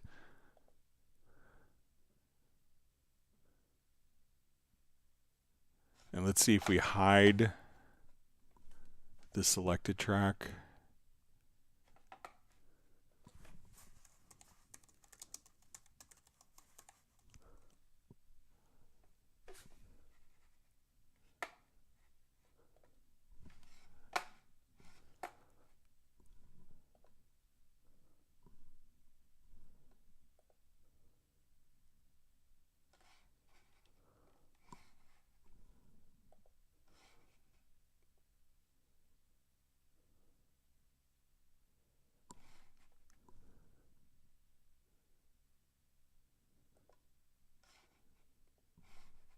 All right, so if I do this,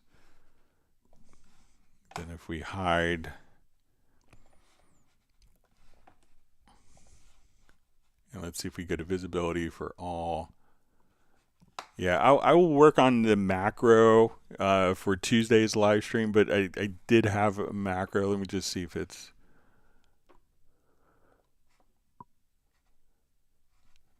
Make sure it's not just showing up as. Okay. Increment event colors.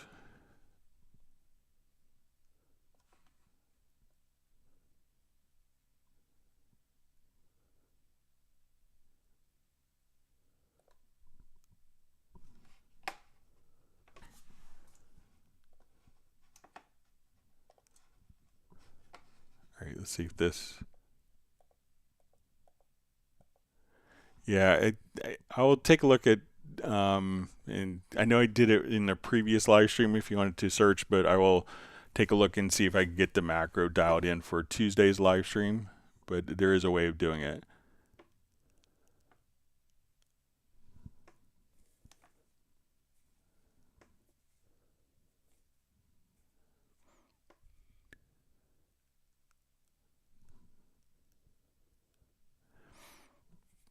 All right, so we see from 808 King,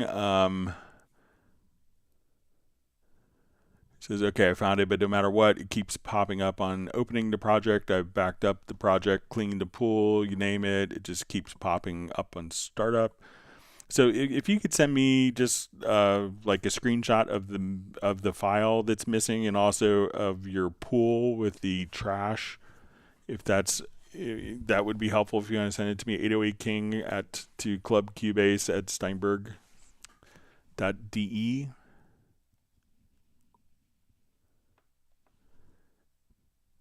See, Jorg just says if I need 16, says I made his day by saying if I need 16 cents on the bass. All right.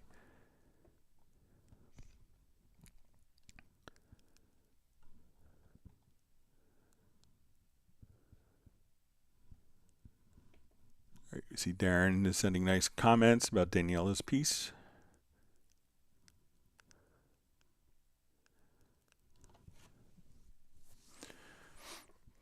All right, so we see from Flyvy, how do I start keeping my timing on the beat as I create it? So if you're doing MIDI stuff, it's pretty straightforward. So let's do just a new project here. So, there's always an auto quantize option. So if we add an instrument track here,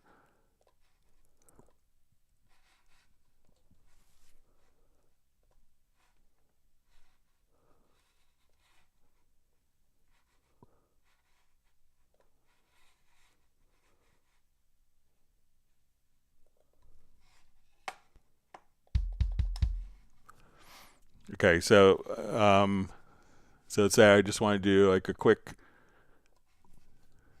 2 measures here, and I want to put in, so you see right here AQ. So I'm going to set my quantize value here to quarter notes.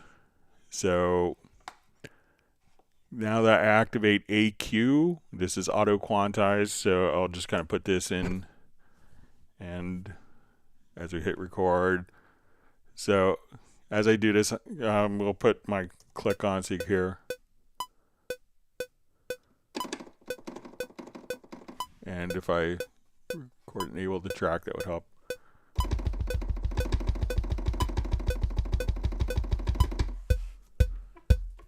So now it's, even though I played in much faster, it's going to just play back quarter notes.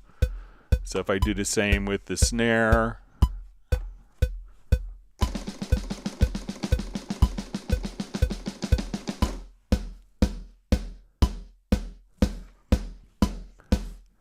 so, if you're doing MIDI stuff to be like really tight, check out your enable auto quantize. Now let's say, you look at the parts, and we can see when we look at the parts that they're pretty uninteresting and boring. But even if I quantized it on input, I can come over here and just say reset quantize, and now the original data is always stored. So even what I played, even though it was quantized on input, after, if I wanted to go back to the original, just go to edit and reset quantize, and then you could go back to the original. But that's a quick way of just getting kind of drums in and other parts very fast and easy without worrying about like performance issues if you're not like the best performer on keyboard or an electronic drum kit or drum pads. So let me know if that makes sense for you, Flyvy.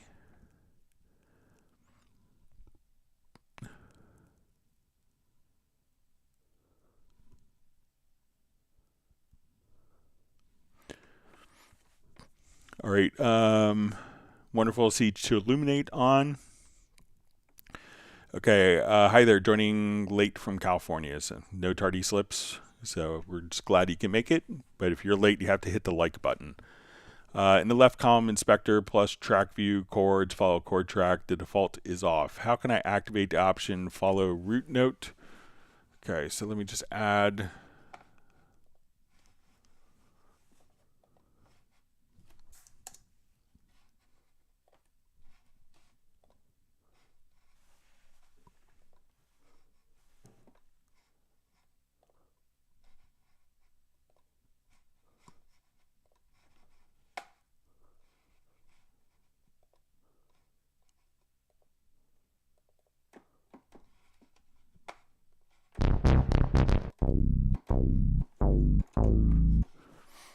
Okay, so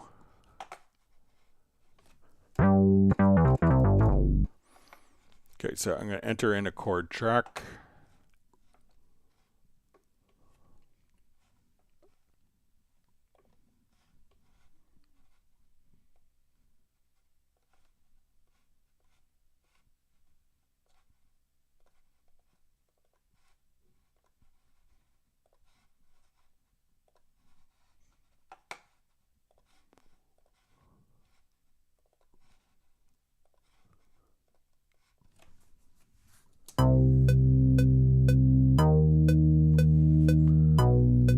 All right, so at this point I have, this track monitored enabled, so it's going to automatically, so, this will, and it's a monophonic voice, but let me just turn off monophonic. And let me adjust the octave up here, just. All right, so now at this point, we'll come over here to the chord track.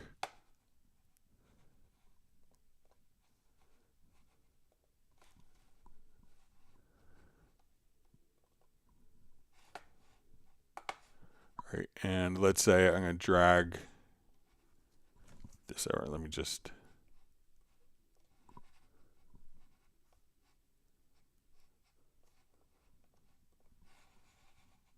All right, so now that we have the event selected, then we could choose root notes.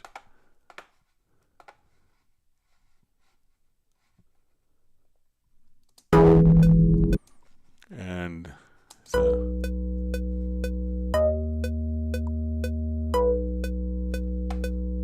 then it's just following the root notes, but make sure that you have like an event there, and the event selected, and then you should be able to switch to the root notes there.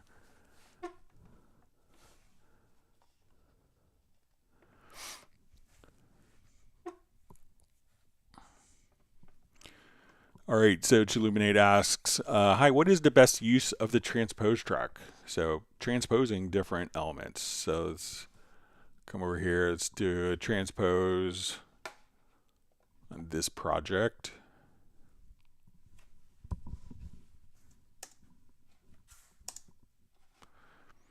Okay, so let's say in this case, maybe I don't want drums to transpose. So I'm going to select my drum recordings, and then we will see, and you may have to right click, and I'm going to say follow global transpose. I'm going to move up. So when I have my drums selected here, like I don't want my drums to transpose, but maybe I want my guitars and other. So on these selected events, I'm going to choose to be independent. So now when I add a transpose track, so let's say I just want to add interest, and classic songwriting trick is, adding modulations, been used for hundreds of years. Going back to Mozart and Bach. So let's say we're playing along, and right there I want to put a transpose track, and I want it to go up a whole step. And let's go down right here. So now when we do this, our MIDI and even our audio, so I'm going to make sure that our audio here is in all set for musical mode.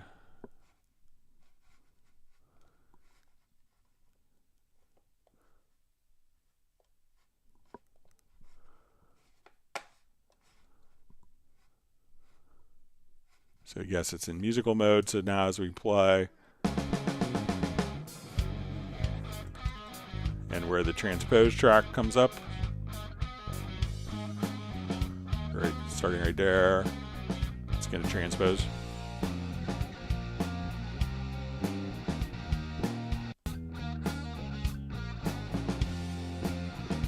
And then when we get to this point in the song, it's going to go back to the original key.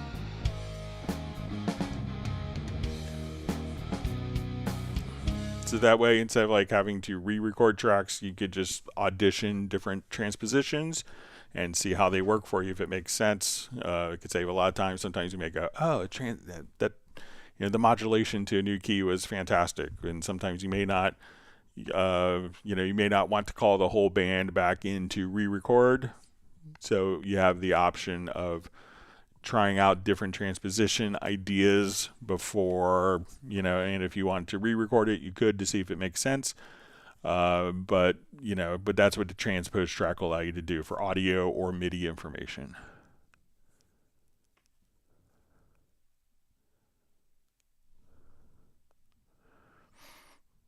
All right, Darren Flake asks, Greg, I got the fader port 16 faders. I got only 8 faders working. I tried to set it up, but there's 8 faders mirroring the other 8 faders. How to set up the 16 faders. Okay, so probably it's using a Mackie control protocol, and a Mackie control protocol is only for banks of 8 faders. So probably what you need to do is to go into your studio, to studio setup. So you probably already have a Mackie control. So this will be basically Mackie control 1 through 8. So if you have one Mackie control, you'll have fader 1 and 9 be linked, faders 2 and 10 be linked, 3 and 11, etc. So what you need to do is to click on the plus sign, add another Mackie control, and when you do this, you'll see that you could define, if you have 16 faders, you probably have 2 separate MIDI ports. So you'll probably have Mackie control, or fader ports, port 1 and 1. Go to the second and set it to fader port 2 and 2. So for every 8 faders, you need to add another instance of the Mackie control, and then set the correct input and output ports. And then it'll operate as 16 faders, 24 faders if you do 3, 32 faders if you do 4, etc.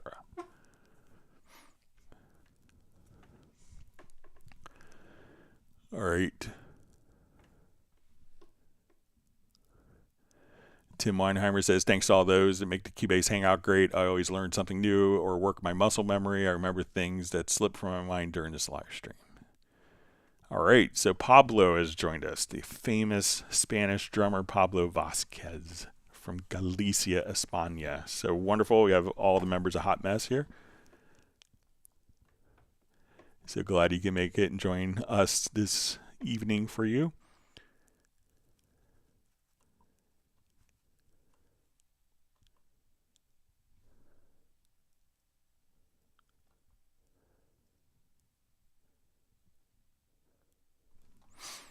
All right, Daniel asks, I started doing stuff and immediately started breaking stuff.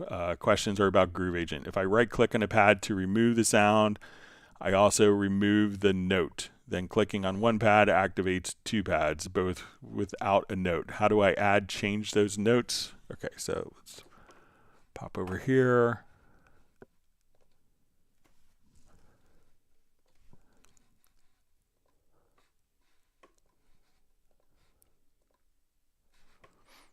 Okay. All right, so if you click right here on, so now when I right click on a particular pad, so if you wanted to cut the pad, so let me just load up a quick kit here.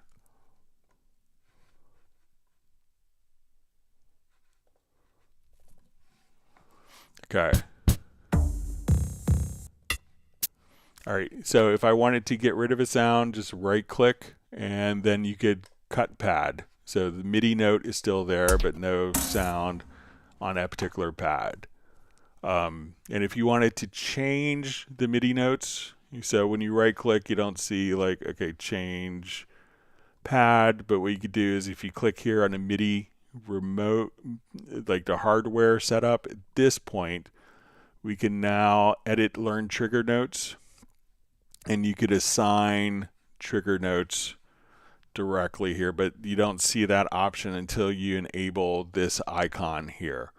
So now we could do the controller mapping and assign MIDI notes, but without that turned on, and this way you could just say, okay, I want this drum pad to play this sound, and you could do a MIDI learn function, but that doesn't show up until you actually click right here and activate this, and that way it's just so that you don't inadvertently assign the wrong sound to a particular pad or double up.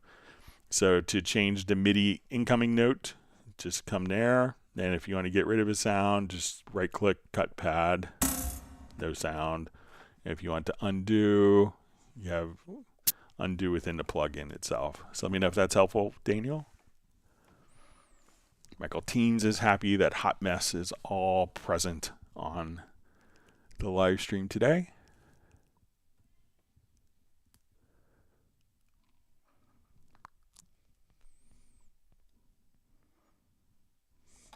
All right, Daniel also asks, third, I don't have all 16 instruments from Groove Agent available at the same time in Beat Designer. Can I do that?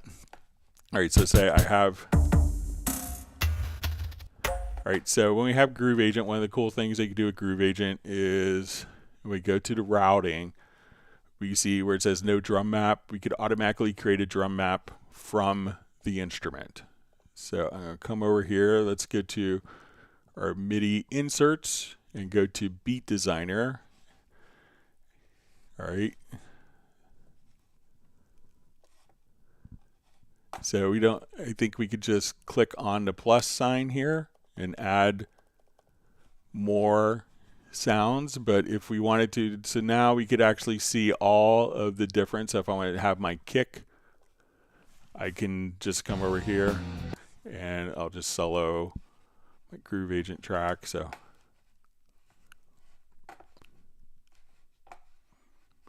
if we wanted to put in, let me just get it in the right kick. We'll do, say, kick C1. And now we can say snare.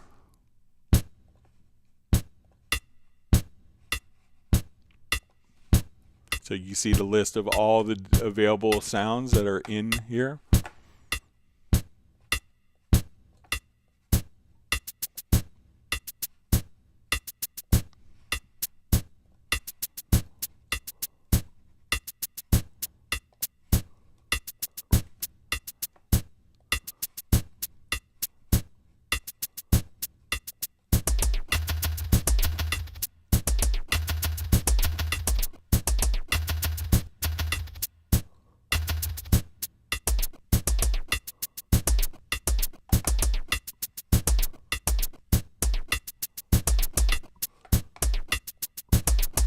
So now you can come over here and just see.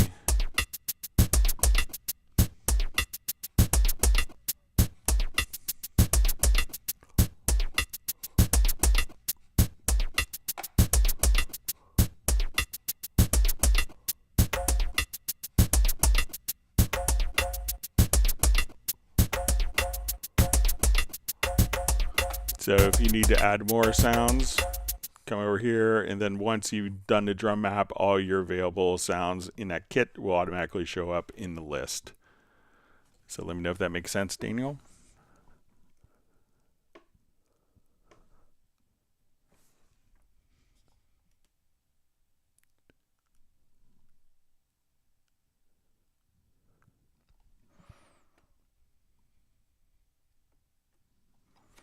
All right, and Daniel has another question. Once I make a beat, I add it to the project window, then I make a variation, add it, repeat.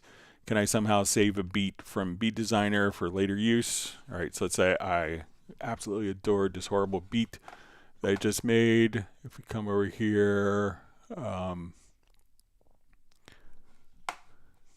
right over here in presets, we'll save preset. So we'll call this June 21st, 2024.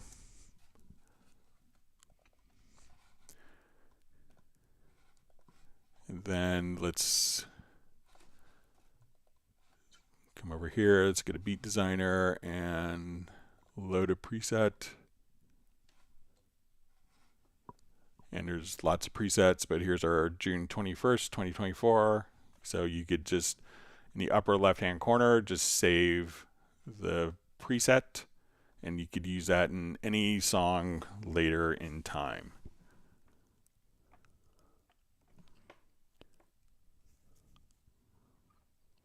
See, Pablo has forgotten his questions.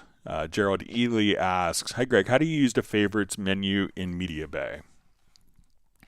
So let's say I have, like a lot of us, we may have a large collection of loops and sounds, and we may kind of put like favorites and create a folder of favorites or go-to sounds. So if we're in Mediabay, we could come over here. Let's get to the file browser. And let's say, okay, I'm in, let's say on my desktop, I'm going to create a folder.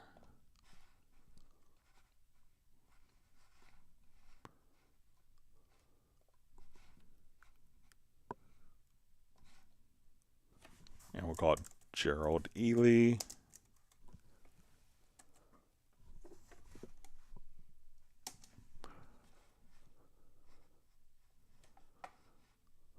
right, and let's say I have this file in my Gerald Ely folder. All right, so what I want to do, if I always know that that's like my go-to sound, I'm going to come over here to desktop, and we see Gerald Ely folder. And what I'm going to do now is add as a favorite. All right, so we'll call this Gerald Ely. So I'm going to go home, and I'm just going to say, let's get to my favorites folder, and boom, there you are. And at this point, you could just, this way you could just navigate to a particular folder, a favorites folder, without having to necessarily come over here, go through your file browser and navigate through all sorts of different folders and hierarchies. So once you know that this is a folder that you're going to frequently access, jump home, go to favorites, and then you could see all of your favorite folders immediately accessible for you right there.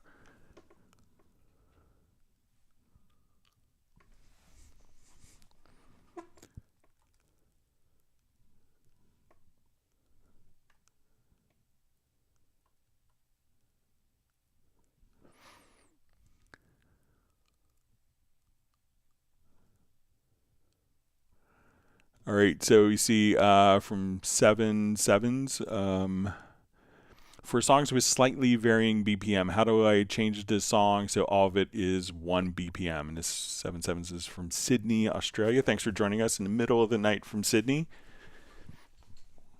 It's one of my favorite cities I've traveled to. All right, let me see if I still have that project open.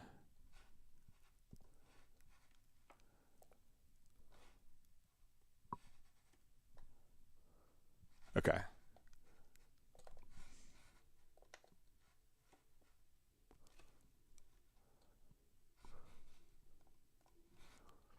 Okay, so this song we have varying tempos.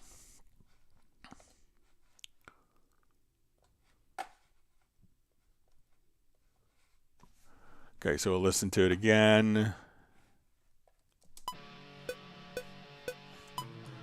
And we want this to all be like one steady tempo. So you can see basically every beat is fluctuating. Does it sound like it's off? Not necessarily, but what we could do now is select the event, or if you have multiple events in the project, I'm going to select that. We're going to go to the audio menu, to advanced, and we're going to say set definition from tempo. And what that's going to do is basically take all the tempo changes at their moment in time and automatically embed them into the audio file. We could save it as metadata written into the audio file or written into the project. So now I come here and we say roughly our tempo is 113, 115, 114, 117. So I'm going to say like just an average kind of looking at this. I'm going to say 112. So now what I'm going to do is come over. I'm going to turn off the tempo track and I'm just going to type in 112. So as we play now,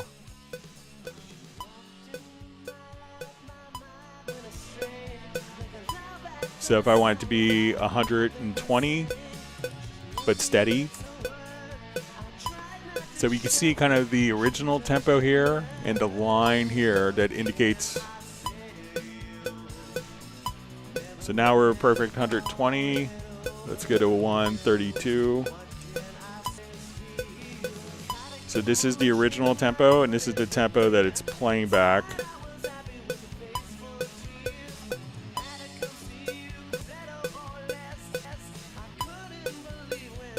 So let's say, okay, back to 112, which is kind of close to where we were. So now it's a perfectly steady tempo. If I wanted to follow the original tempo, it would just activate the tempo track.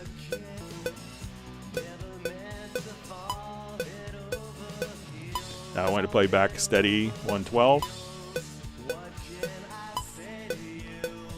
So once again, select the event or events. go to project, or I'm sorry, to audio, to advanced, and then we will choose to set definition from tempo. That's going to embed those tempo changes into the file, and then you could just change the tempo map to play back a steady tempo. You could also come over here and with the tempo map choose to create a new version, and a new version is going to be at 112. So you could at this point switch back and forth between different tempos if you want. So give that a try, and thanks for joining us in the middle of the night from Sydney. All right, Ace Amadeus asks, anyone know if today is Greg's Quiz Prizes Day? So it's going to be on Tuesday, and Tuesday will be our 400th live stream, so that's what we're going to be doing to celebrate. And then next Friday will be our Zoom social meetup with special guest Teddy Riley. Don't miss that.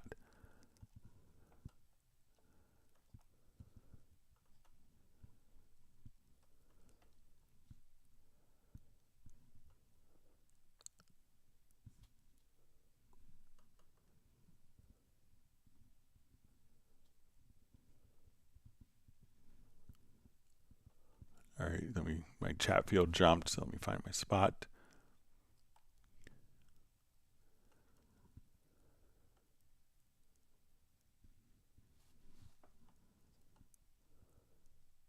Okay, so I think I'm back to where I was. All right, so we see Pablo's happy that Tuesday will be live stream trivia, not necessarily Greg's trivia, but live stream trivia.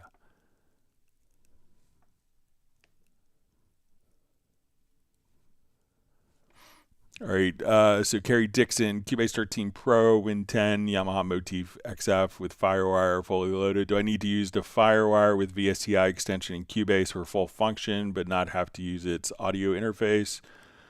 Please recommend a Yamaha expert. So, Yamaha does have like their montage and motif. They do a live stream as well, I think once a month. And they have like Blake Angelos in the US, and there's someone from Germany who's a product specialist. His name's escaping me now. I met him briefly at the NAMM show. Super nice guy. But so I think if you want to just work with the extension for editing purposes, that could be done over USB. But you could check out some of their live streams, and if you want to email me at clubcubase@steinberg.de, I could give you the link for their live streams. I don't think they're as active doing it twice a week as we are, but they're still doing it. So.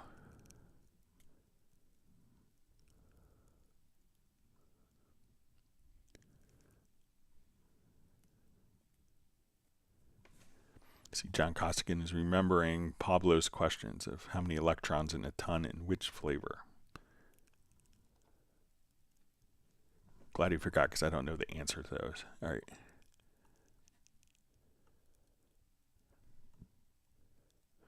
See, Jazz Dude just says he spent several hours in Beat Designer last weekend to squeeze out things not intended, running it with synths, and again, one of the most underrated VST plugins. So.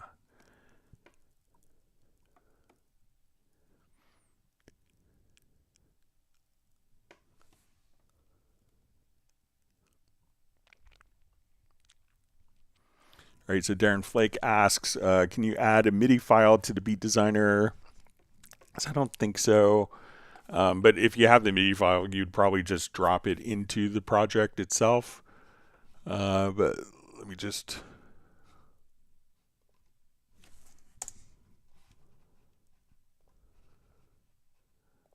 But, usually what people are going to do is just to... create the patterns in here, but not necessarily import MIDI files, because if you're going to import a MIDI file, you could just drag it right into the project itself.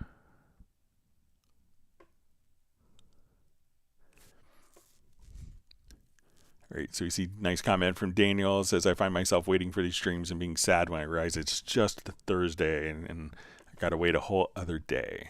So.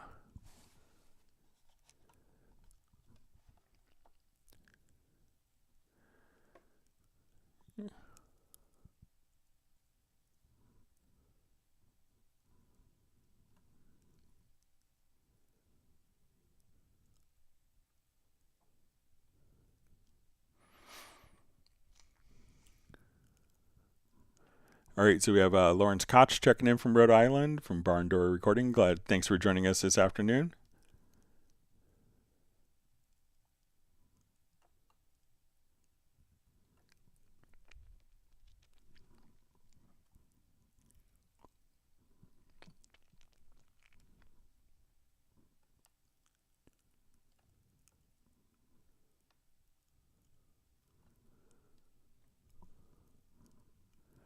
See, John Costigan says, yes, the like button. Splendid.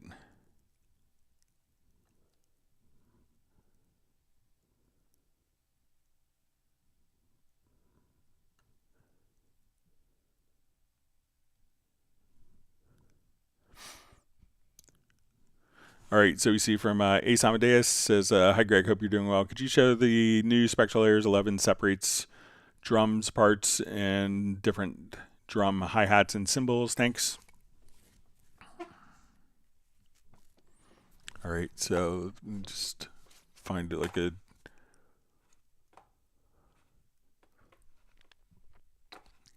we need to find a quick drum loop with cymbals in it.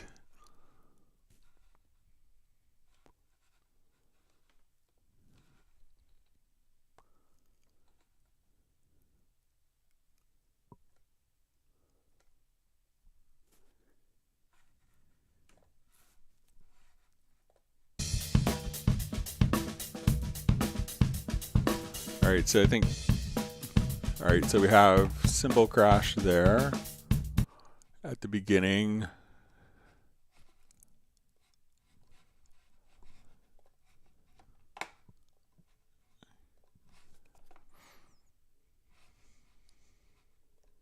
So now it's easier to find, so it's unmixed drums.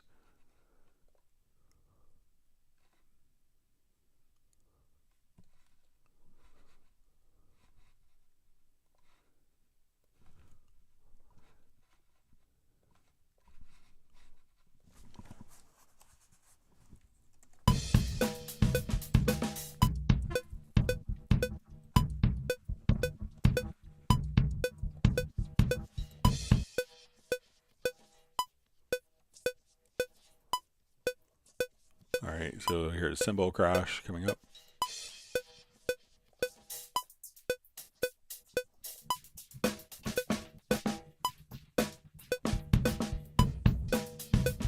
So if you want to take cymbal crash out of the loop,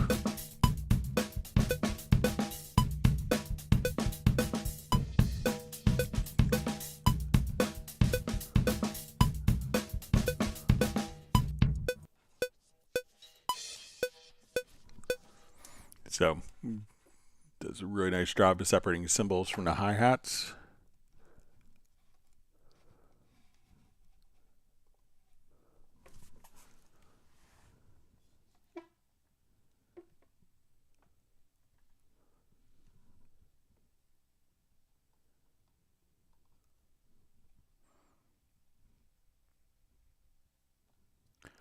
Yeah, and I see Carrie just asking the question about the Motif. Yeah, so I don't think to use the VSTI extension. I think that's handled over USB, but you could record the audio out from it into Cubase. But it may have to be usually the Motifs. We're utilizing MLAN for the FireWire connection, so I'm not sure.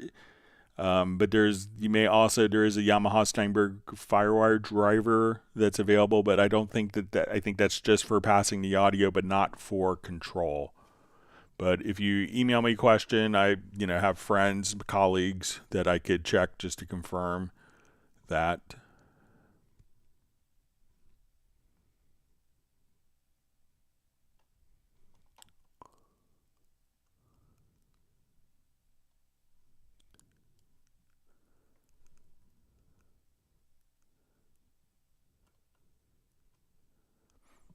Okay.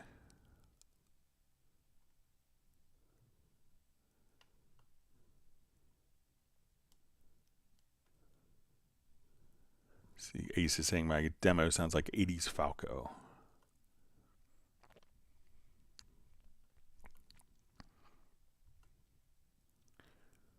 Great.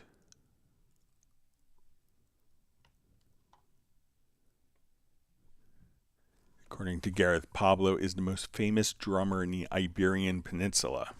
It's good to know. We're lucky to have him in Hot Mess. Always plays great parts.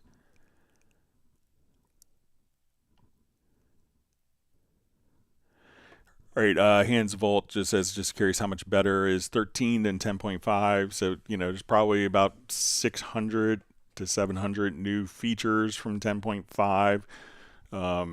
So, and each one could warrant each kind of generation, like to 11 to 12 to 13 is probably and if you go back through the previous live streams, there will be walkthroughs of everything new in 11 and 12 and 13, and they're about 2 hours each. So it is going to be significantly better for features, going to be better for audio performance. Also there's new licensing systems, so you don't have to utilize a USB-E licenser. It's kind of an account-based system. So, but lots of significant changes in probably 600 or 700 features from 10.5 to 13.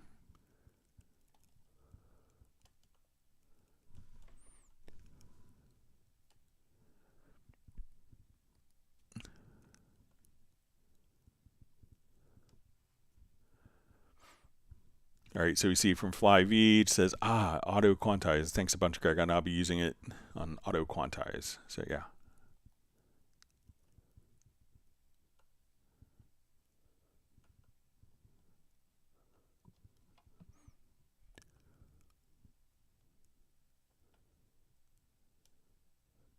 All right, Pablo is just saying Groove Agent is amazing. That's good because he's a great drummer.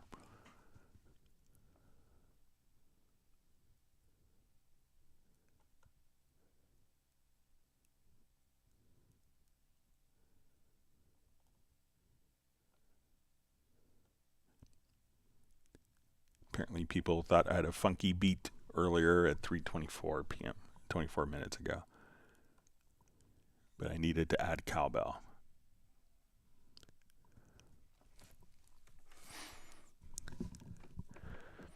All right, so we see Pablo just is asking, will Cubase ever include the wonderful patterns that Greg designs? So I think my patterns are pretty nonsensical, but there are a lot of great patterns that come with Groove Agent and with Beat Designer as well. So, but if you want me to, I'm happy to save patterns and share them with people as well if you want me to do that in the future. So, but check out the preset pattern. So if we come over to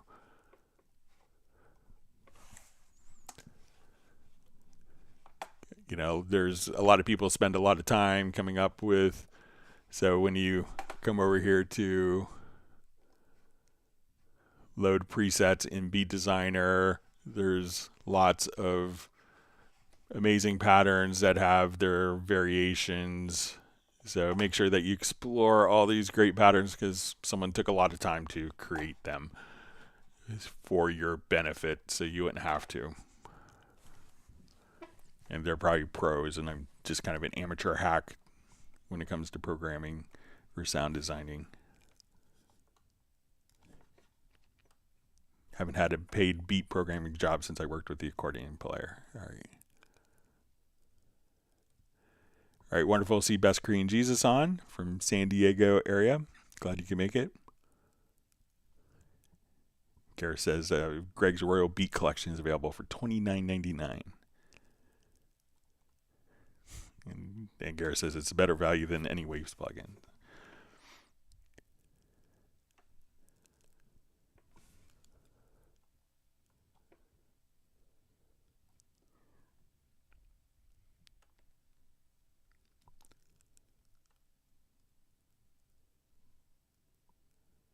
Right, reading through comments.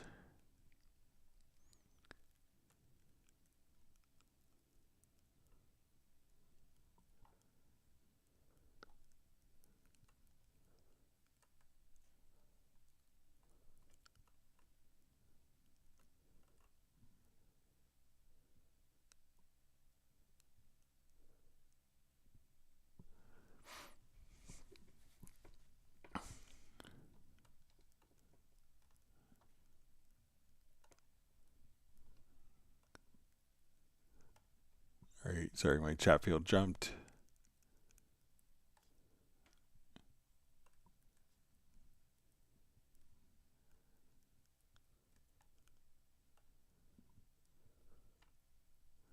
All right, so I think I'm back where I was, seeing lots of discussion on different percussion instruments, options from the kitchen. All right, so you see Jay from Secret Studios just saying, Teddy Riley, holy S. So yeah, Teddy's been a long time friend of mine, so worked with Teddy probably 24, 25 years or so. So I just was helping him yesterday, and I called in a favor, so he's excited to talk to everyone. Best Cream Jesus says, might have to figure out a way to attend. So yeah, it'd be worth working out. That's why I want to give everyone kind of a heads up with that.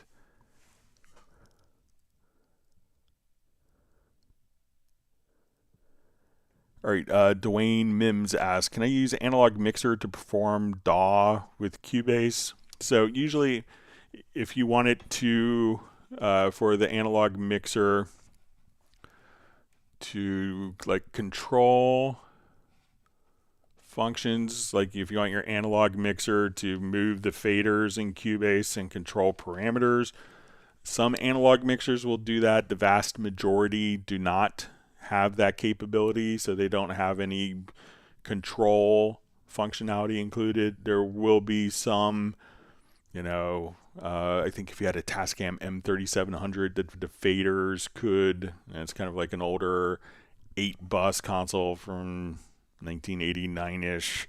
Like some of those would allow the faders to transmit MIDI.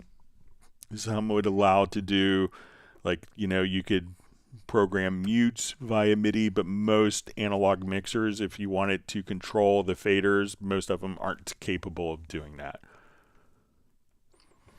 But if you have a particular mixer, if you wanted to check, you can see if it has any MIDI control, but most of the time not.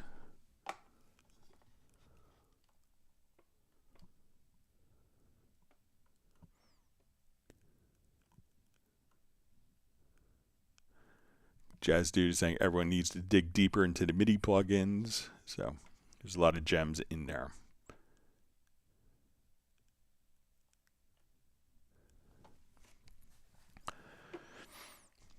All right, Daniel asks, thank you for your answers. I have another one. Can I expand a beat designer to have more than 4 beats, like 8, 16, 32? Okay.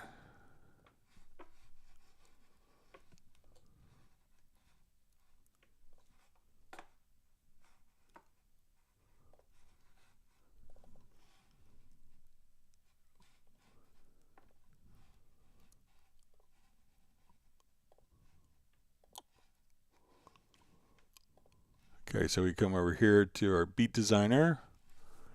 All right, so right now we see that we have 16 divisions and we have 16th notes, so we could just extend this here.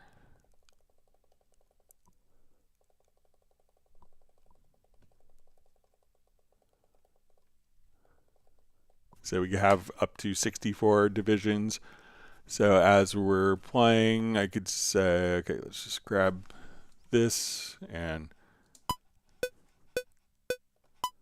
so this could be 4 bars.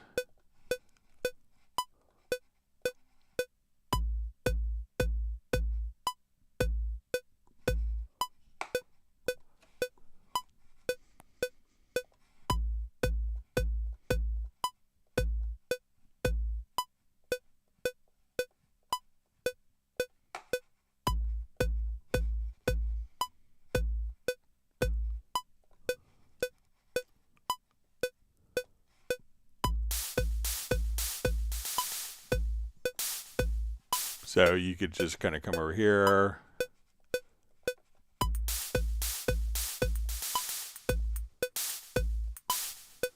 And so that way we could have like, and you could also set your divisions here to be, if you want to be quarters. So if you want more beats, if you want this to be 16th notes or 8th notes.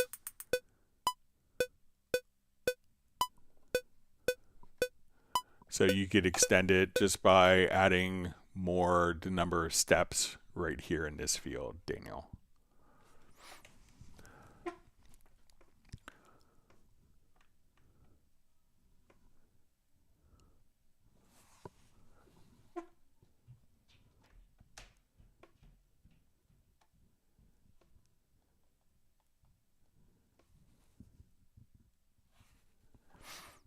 All right, so we see Dwayne Mims. I'm new to Cubase, and I do just have an analog mixer. Can I use it as a DAW? You know, so generally an analog mixer, you can have audio going out from devices into the mixer. You can send devices into the mixer. Most analog mixers won't function as an audio interface. Some may have, like, you know, if you have a Yamaha like AG or MG mixer, some of those will have a USB output. And then you can take the analog out and connect it to the computer and record the computer. But let me know if you want to use your analog mixer as an audio interface to get audio into the computer. If so, what analog mixer is it? Does it have a USB connection? You know, but most of the mixers that do that will have USB. Older ones may have FireWire. So, you know, and really advanced live sound ones may use an Ethernet protocol called Dante, but most analog mixers, you know, aren't capable of, you know, functioning as a DAW. You may be able to, and again, if it has like a USB output, then you could use it as a front end to capture the audio into the computer. But if you let us know which particular analog mixer you have, Dwayne, that would be helpful.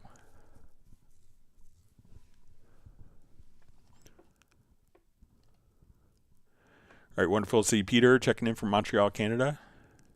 We hope it's cooled down a little bit for you. We know it was really hot there on Tuesday.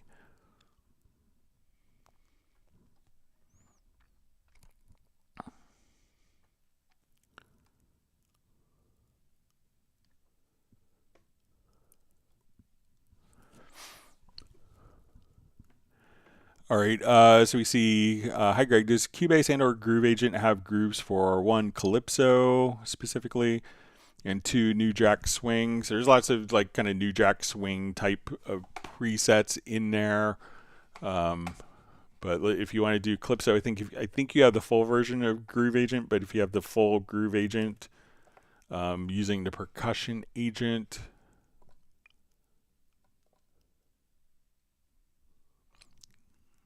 so, but let me know if you don't have the full one. But let's say I want just like a basic pattern here.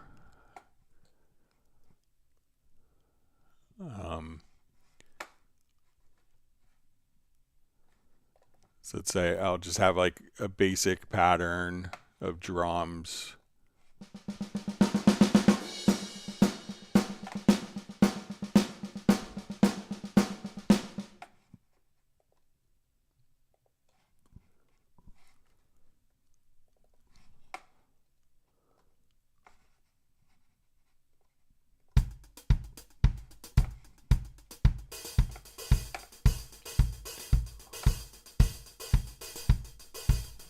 All right, so now I could take any kind of basic drum pattern, and then if I put the percussion agent, and this is part of the full Groove Agent, and if you, that you could just come over here, let's put a Caribbean dance. Then it's,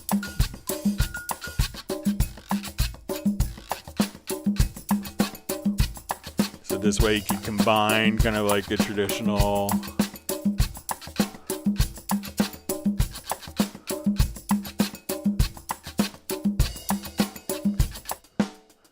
just a standard kind of drum beat and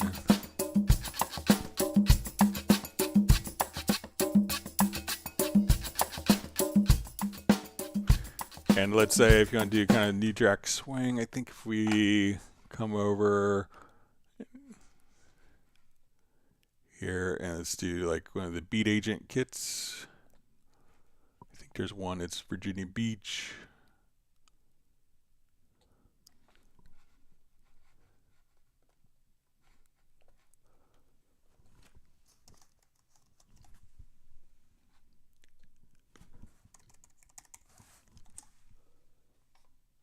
Yeah, Virginia Beach here.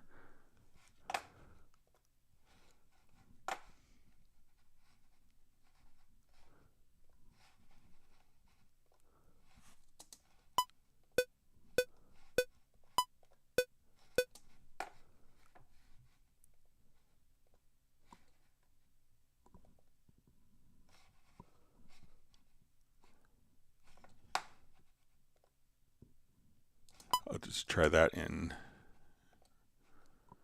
regular Groove Agent SE. Sorry, let's see if it loads up here.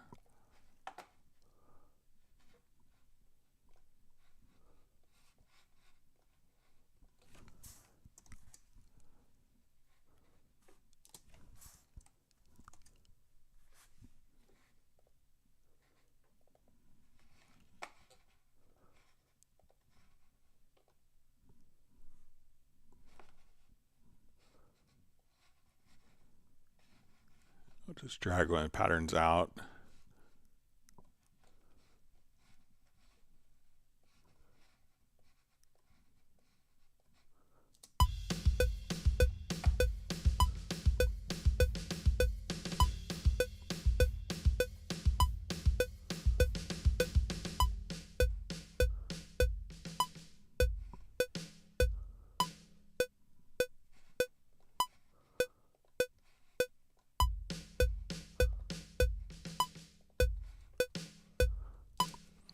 The Virginia Beach was one that was more inspired by Teddy Riley, but doesn't sound like it. But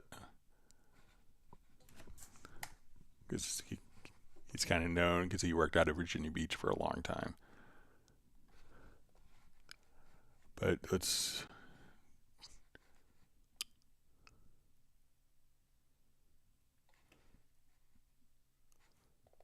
like Urban Ballads kit is be a good.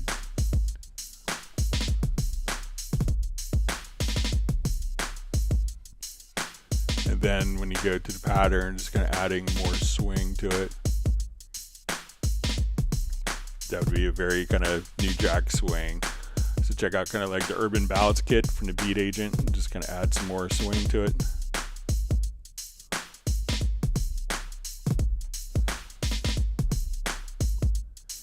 And that would kind of get you there pretty quickly.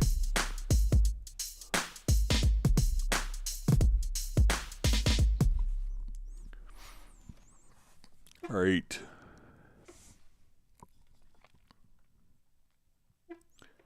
Okay, so Pablo says he's like number 58.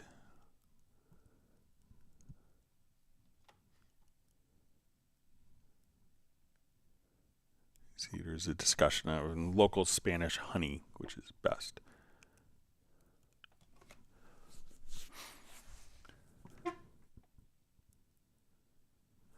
Okay, so we see Darren Flake says, hi Greg, I tried to set the fader with 2 Mackie controls. It's actually still mirrored. I've set the MIDI in and out differently. Is there anything else I missed? So make sure like internally within the unit itself. So if you see, you know, 2 different MIDI ports. So when you go to your studio setup, you know, make sure that when you look at the ports here that they should be incremented. So it may say like, you know, PreSonus Bank 1, PreSonus Bank 2. So you want to make sure, you know, check the inputs and outputs and make sure that they're unique. But just about every 16 channel control surface is going to function as 2 Mackie controls. So, but make sure that when you look at this, that these input and output ports aren't the same. And sometimes the names can get truncated depending on the driver naming scheme. But just make sure that, and also, so, you know, check that and see, you know, also make sure that you're not running as a Mackie Huey or, you know, something else in a different protocol for that.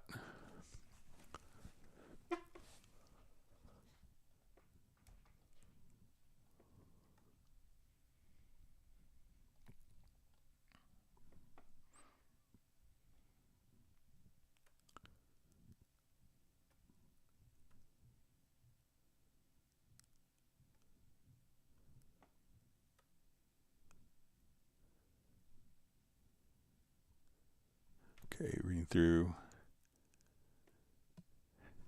See, Gareth is the official Greg Undo Nonsensical Drum Pattern Collection is available only to VIP members for $29.99. All right.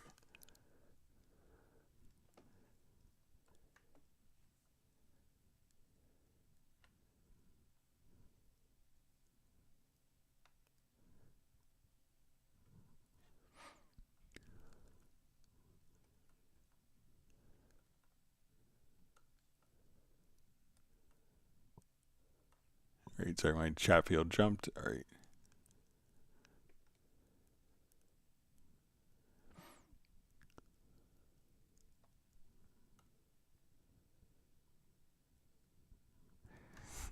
See, Gareth is saying a hot mess is now longer than most of his relationships.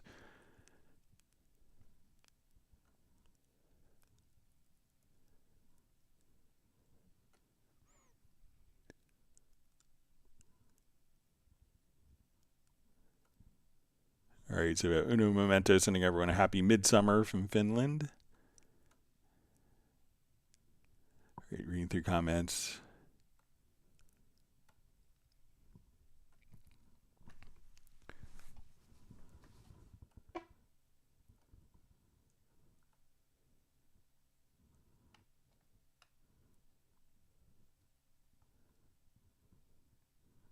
All right, wonderful to see Mark Rabin checking in from Montana. Everyone say woof to Stella, Mark's dog.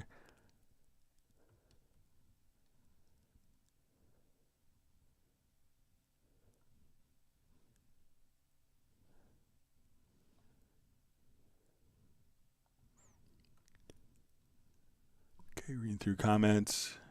All right.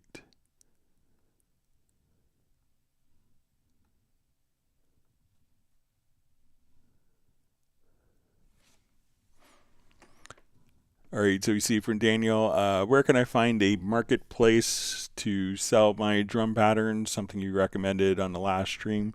So I think a lot of people for loops will buy or use a subscription service from Splice. So I think a lot of people utilize that. That might be a good place to look. But if you meet anyone who's just kind of starting off, they probably need beats. So people always need beats. People want to buy the beats that I make here in a live stream, and so you could do it. If I can make something that people want to buy, you could do it as well.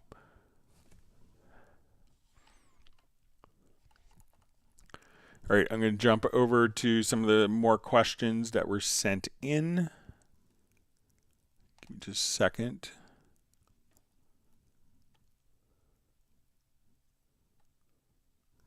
All right, so we had a question. Hello, Greg. Is it possible to assign a key command in order to open the remote control editor? I cannot find this function in the key commands menu. So I don't think that, but it could depend on what is the remote control editor for you. So when we go to the MIDI remote tab, it could be, so we could see the MIDI controllers overview. Or if you want to see, so if we have multiple devices configured here, let me just turn one on. I'll add one quickly, just power it up. So now we can see like my Troy Sauce controller. I can see my Korg Nano control. So as we kind of work with this, so I'm not sure if, so a lot of this could be determined, let me just clear my throat. So I'm not sure if you want to go to the MIDI remote tab, or if you want to go into a unit, or if you want to go into like the mapping assistant. But I don't think that there, since there's like multiple levels, I don't know of a key command to do that. We'll just go to the mapping assistant and just take a quick look under MIDI remote. I mean, we could do some stuff, but I'm not sure exactly which editor. So we could open a MIDI remote, which is this dialog if you wanted to edit. And at this point, you could switch between, your different controllers, and then switch between different mapping pages right here. So if you wanted to edit a controller, you could do that here, or if it's where you want to make the particular changes. So maybe if you could specify that in another email, that'd be great. Okay, let me open up a different project here.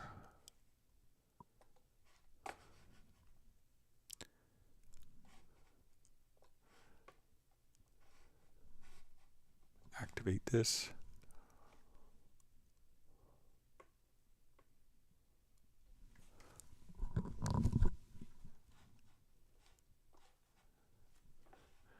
All right, so the first question is it possible, or I'm sorry, how would you check for a project mix for phase problems?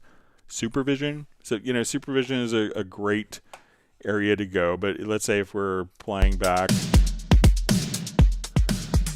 like a loop here,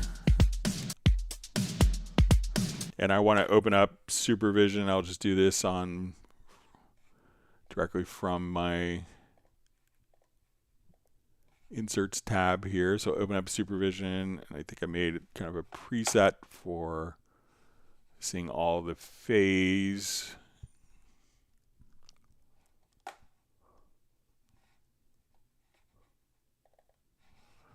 Okay, so let's say we have different phase meters here.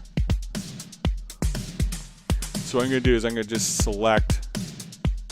We have a stereo track in our mix. So often what you want to do is kind of check like two tracks against each other. So let's say if I come here and I'm going to just flip the phase. So we can see that when we see kind of round, we see more vertical orientation in our phase scopes. When we see like this is good for our phase. When we see this kind of chilling in the middle, that's good. If we don't see red lines here for frequencies, for the most part, that's good for phase. That would indicate that those particular frequencies are out of phase. So I'm going to select one of the channels and flip the phase so we can get an idea what this sounds like. So now that this channel or this audio event, we flipped the polarity. We can see how it's gone very horizontal. We can see indications here that this is primarily on the left, so that's generally bad. When we see these red frequencies, this is indicating that these frequencies are out of phase. So, just coming over here and selecting different events, and you can kind of hear the frequencies canceling each other out. So again, if I want to do this on like, a multi-track drum event, I could come here and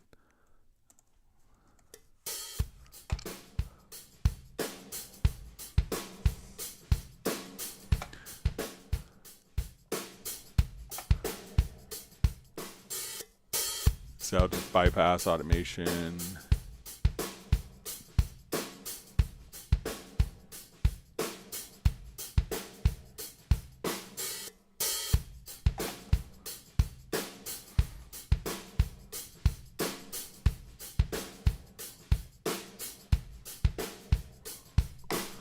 All right, and I'll just take, let's say, my snare verb off here. So, if I wanted to, again, like take my snare mic here. And then, like a lot of times you have a mic on the top and a mic on the bottom, you might have to flip the phase. So if I just wanted to come here, and often you could hear it. So say if it gets louder or softer, so we look at our supervision. We can see that's kind of mono source, but no like real phase anomalies. So here we could just kind of check. So if I want to take like the kick,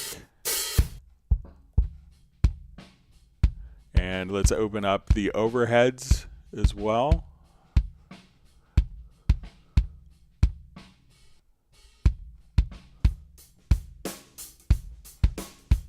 So here we could get a sense, and let's check the room mics if the room mics are.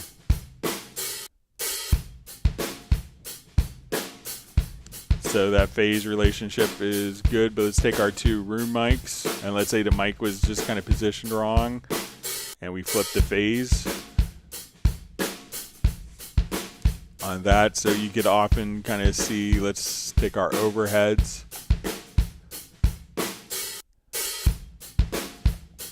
So we can see that, you know, when you have files that are going to be kind of out of phase, you know, once we see these particular files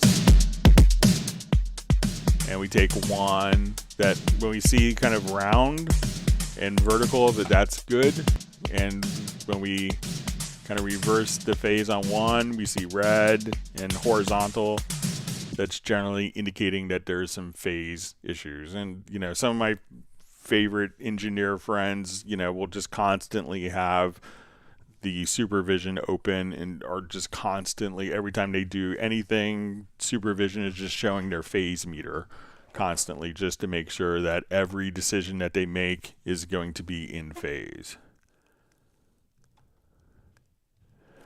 All right, so we have a question. I recently bought a CC121 controller. You have one, right? Can you show how to set it up using the MIDI remote feature?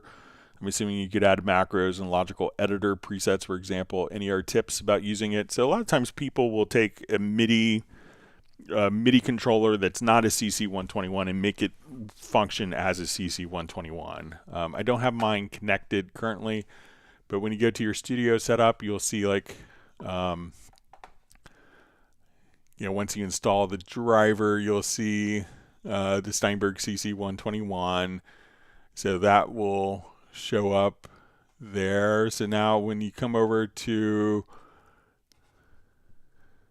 let's see if we can show it without it being added.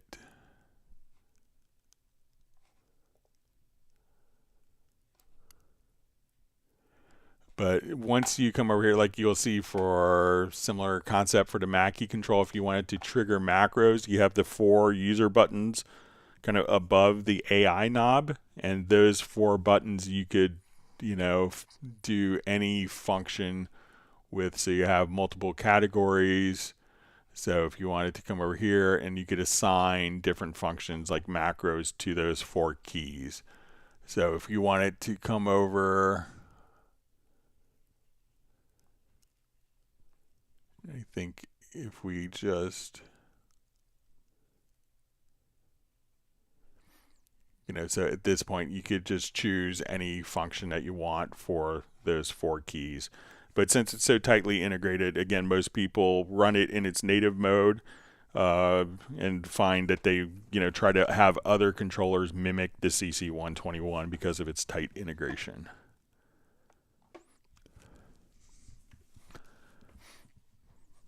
All right, so we had another question. If you have a big project with tons of tracks in the mixer, you're zoomed all the way out so you can see as many tracks as possible. In this situation, is there an easy way and fast way to see which tracks are mono or stereo? Being zoomed out in the mixer, you can't see the channel configuration at the bottom of the tracks without zooming in. All right, so in this case, you know, the stereo panning mode that I always use, and you could set a preference for this, I think under, it's maybe under VST, that you could have the default stereo panner be a combined panner.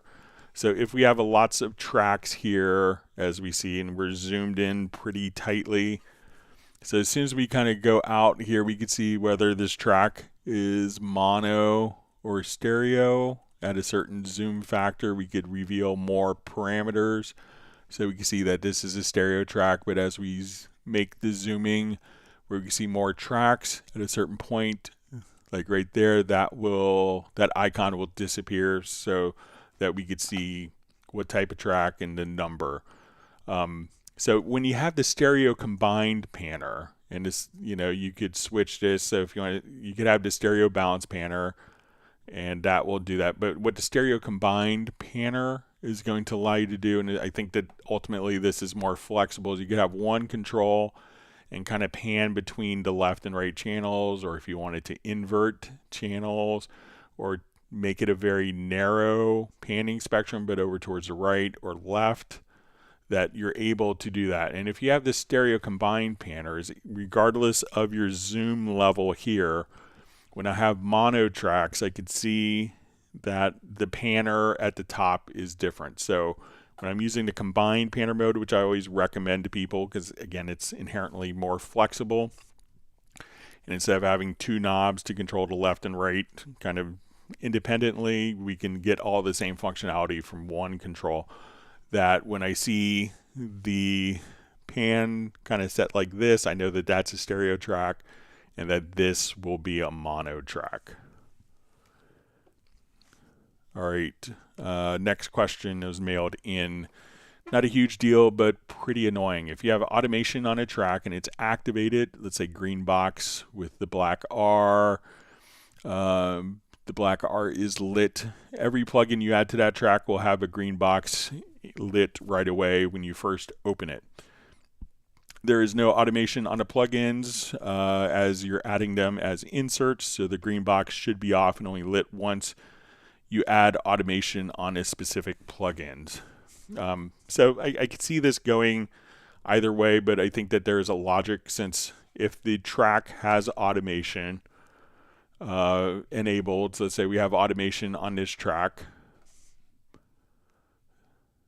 So we see kind of our automation line here, and I'll just hide that so it could be, so we see our automation directly on the event.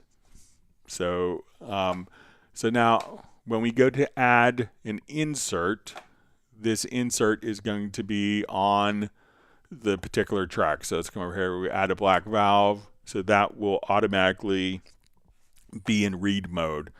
So at this point, I don't necessarily have to, if I have automation on the particular parameters, you know, I could, and a lot of people will want to just say, okay, I want to come over here, let's go to our inserts, and they want to go to black valve, and it'll say drive.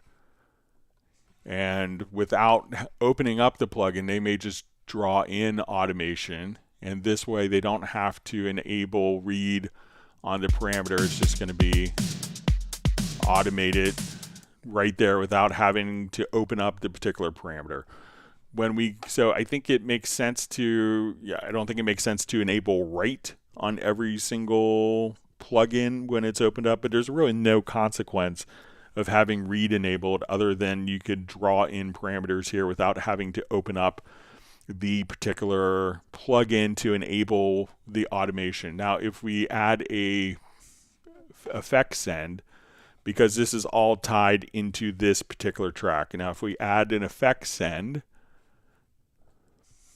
so we add a delay, and this isn't automated because this delay is actually on a different track. So I don't see any problem with it being automated because a lot of people may want to draw in parameters instead of adjusting the parameters, especially guys that are doing kind of LFO type production for EDM. They may not open up the plugin, but they just go to the parameter and will draw in curves. So if we come over here and just say, okay, I want, you know, my my parabola, and I want to, you know, come here to this, and then I want to repeat, you know, that over and over again. They may not ever open the plugin as they're working with it. They may just kind of draw it in and then just delete or duplicate, and then they could have access to those parameters without necessarily having to open up the plugin. So again, I don't see any consequences of read being enabled on plugins as the tracks are automated. Okay, next question. When I'm working with a project, I like to use the save new version. As I make progress in my current project, the new saved version will end up in another folder than what I want. How do I change this so the next version I saved are saved to the correct folder, Windows 10? Okay, so let's say currently my project is going to be in I'll open up my folder here, Finder, and let's go to my documents.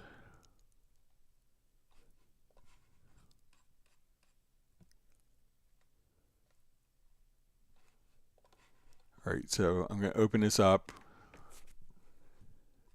June 21st. All right, so currently we're at June 24th and we're at 0-01.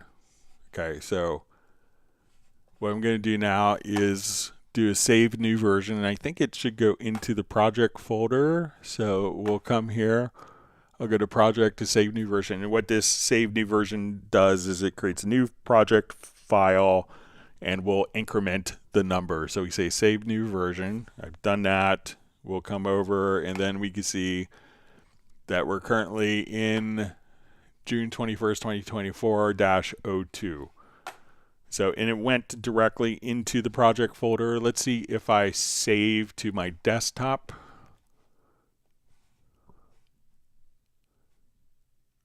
If I do a save as, so I think it makes sense that it went to the default project folder. And I'm going to choose my desktop.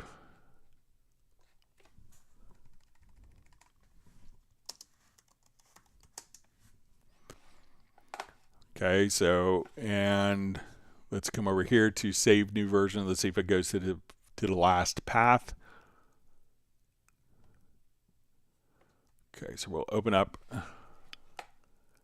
So I think it's going to just follow the last path of where you saved. So let's go to the desktop. And here, so if you want to do it, it's going to wherever you last saved the project to, it's going to put the new, when you do a save new version, it's going to follow the last location of where you saved it to. So it's kind of up. So just be aware of that when you're doing the save new version, wherever the last project was saved to that you have open, it's going to go into that same location. So you could save it to the folder you want, and then your save new versions will automatically populate into that folder. All right, let me jump back to our live questions. Thanks for sending those, and you can always send questions in advance to clubcubase@steinberg.de. All right, let me find my spot where I was.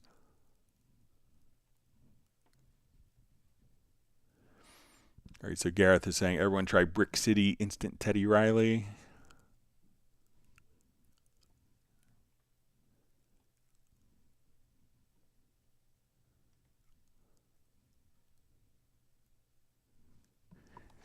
Michael Pierce says, Greg's beats are on subscription basis. No. I'll trade you beats for your plate reverb impulses. So.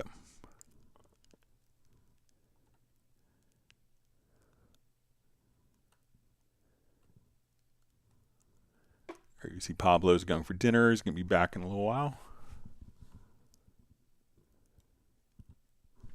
Doing the traditional late Spanish dinner, 10:25 p.m.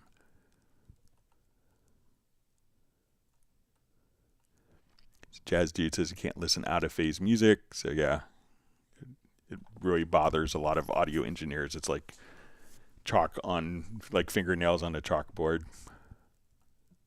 Another expression. It's going to be lost to degeneration.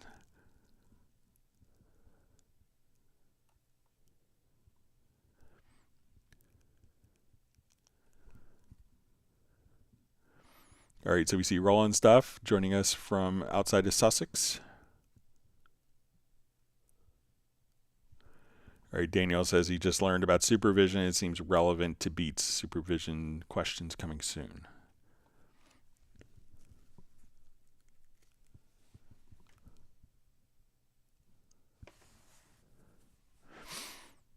All right, hi there. So we have a question from the Tooster. Hi there, I did a direct SD recording on a Midas M32 during a live session. Is there a way in Cubase to where I can spread out the single wave, including 16 mono tracks, to 16 Cubase tracks. So it's probably in like an interleaved file, which is a lot what the consoles do. All right, so I'll come here. Let's do a new project just to show. So I think if you take the WAV file and you import it, but let's go to preferences here and go to editing to audio, and then try enabling split channels. Okay, so try enabling split channels there.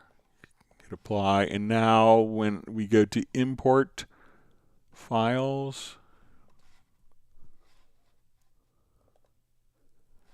right, and then it'll ask us, do you want us to put on one track or different tracks? So I'll say different tracks, and now what was a stereo file is now broken down into these separate channels. So again, try coming over here to preferences, editing audio, split channels, and then I think that will split, if you have like a 16 channel interleave file, that will split it into mono tracks, and you could, when importing it, it'll ask you, do you want to put onto separate tracks? So you could choose separate tracks, and I think that will do the trick for you.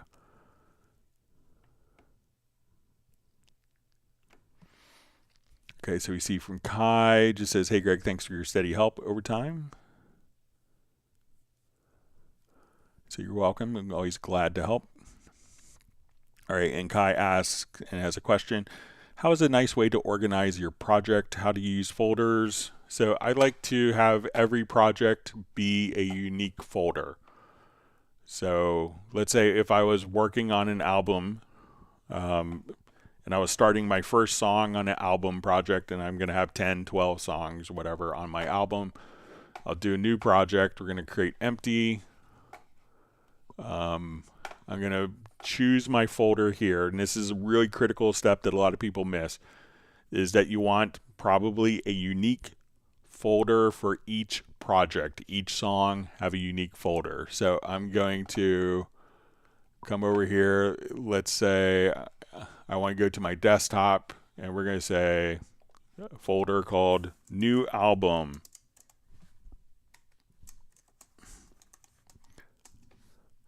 Okay, and at this point, I'm going to create a new folder, and we're going to call this Song 1.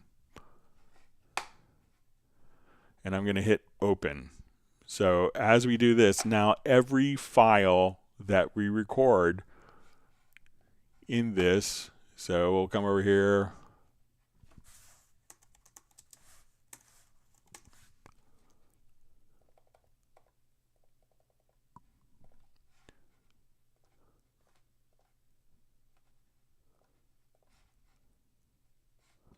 Okay, so I hit record.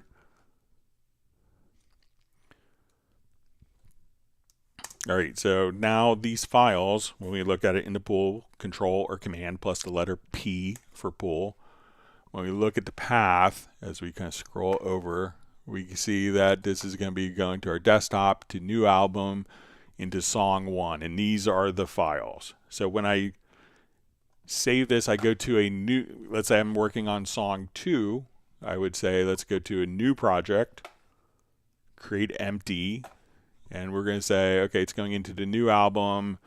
We want to call this, and we have a name, Ministry of Love. And so now, when we do this, our new file, we'll add an audio track, hit record.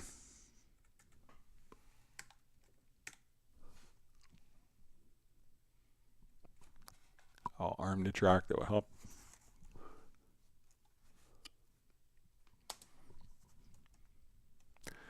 So if you're diligent about kind of naming your files, and we look at it here, let's go to the desktop. So this is audio 1. We'll go to our desktop, and you probably want to save it to a different folder. So we're going to say our new album. All right, this is our album project. This is Song 1. Here's the audio files for this. And as soon as I save, project, I'll come over here. Let's say, okay, Ministry of Love. We have our audio file. And now that if I save this particular song, all right, it's going to go directly into the project folder that we've defined.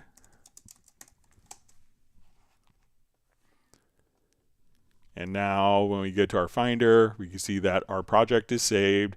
It's at the same level as our audio files. When I'm done with my 12 songs in my album, I could take this album folder and archive that, and each song would have all of the files within unique folders within that song. So that's how I would kind of do my different projects. Now, another use of folders that could be quite interesting is, let's say we go back to song 1 here. All right, so I'll go ahead and save this.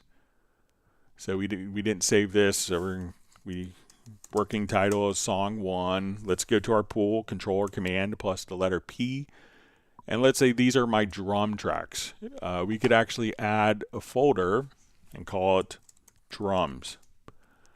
So now I can see all of my audio files that are my drums are now in a drums folder. My vocals could be in a vocals folder. So you don't have to have, like, you know, if you have 600 audio files, you don't have to kind of scroll up and down. You could place them into folders for organizing within the pool itself. So let me know if that makes sense for you, Kai. All right, we see Graham Witcher joining us from soon to be in Oxford, England. Glad you can make it, and he's happy that everyone from Hot Mess is on the live stream today.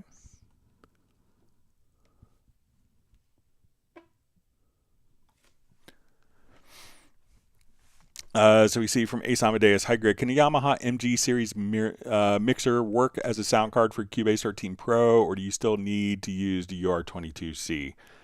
So the MG series will work. One of the things that's really odd about the MG series is the actual signal that gets sent to the computer.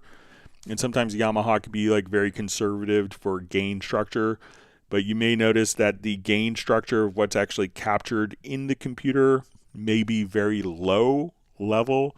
So sometimes I feel like I may have to add, like, 12 to 15 dB of gain sometimes on the MG mixer. So while it works and it'll pass the audio to the computer, I think that the gain structure from a UR22 is probably easier to deal with. So you don't have, because I think the levels that it outputs are kind of more geared towards for audio recording, whereas the MG series is kind of more thought of as kind of like a streaming mixer. So the output could be a bit low and pretty conservative. And so you may find yourself doing a lot of processing and, normalizing audio that you wouldn't have to do with the UR22C.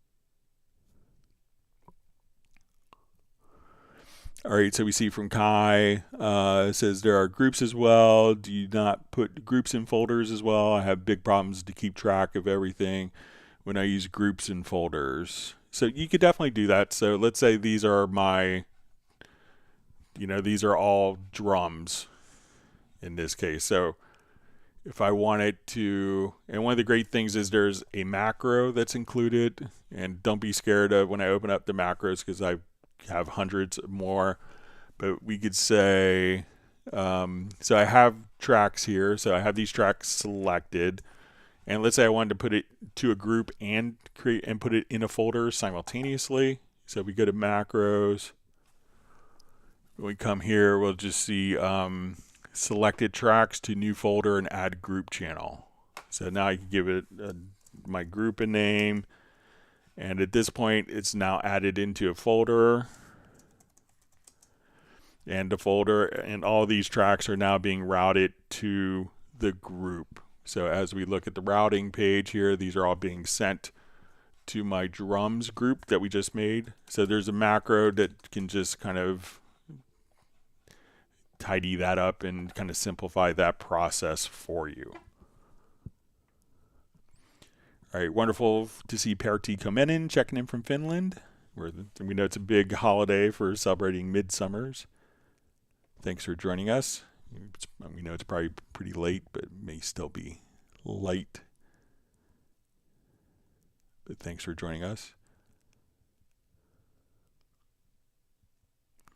Right, see, Michael Teams is granted Graham Witcher 1 gallon of Moving Blues ice cream. Very appropriate flavor.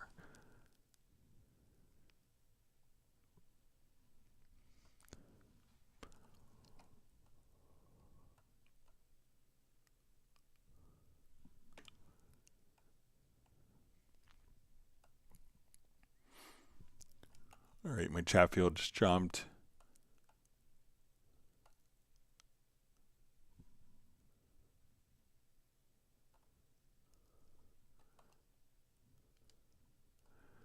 All right.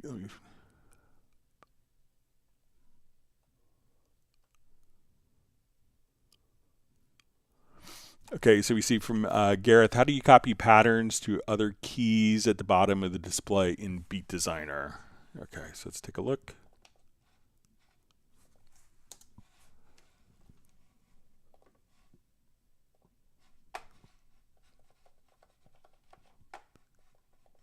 So say this is my pattern. It's only $19.99 on special. All right, so if I come here, copy pattern, select a new key, paste. So look in this little drop-down menu here, and then you could copy, paste, and this way you could do just like a quick variation. So you could have one pattern, have a variation. So just kind of select the pattern pad here, like what key is triggering that. Copy, and again, select a different note that you come here and paste the pattern.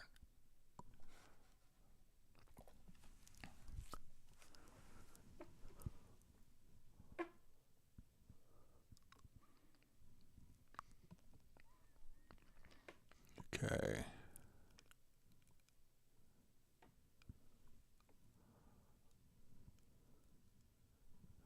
Okay.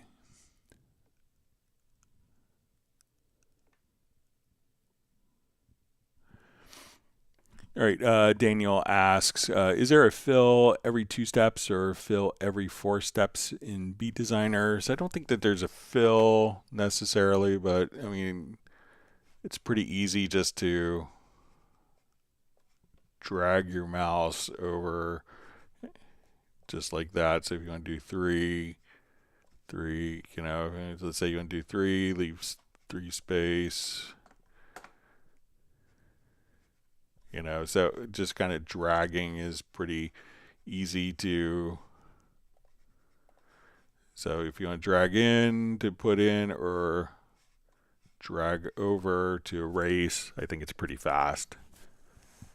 By the time you switch between 2 and 4, you could just kind of drag across and make it happen, I think. So let me know if that makes sense, Daniel.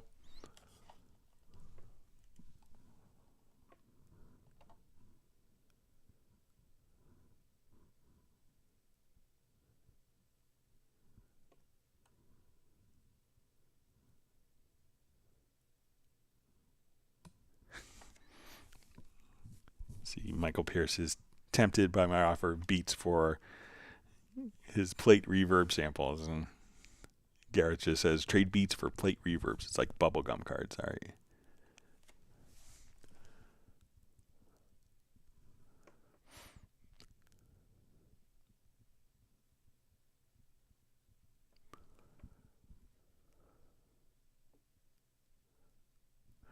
All right, so we see from Ahmed, can Steinberg give us a choice for zooming with just a scroll mouse without clicking Control or Command, because I have a problem in my arm.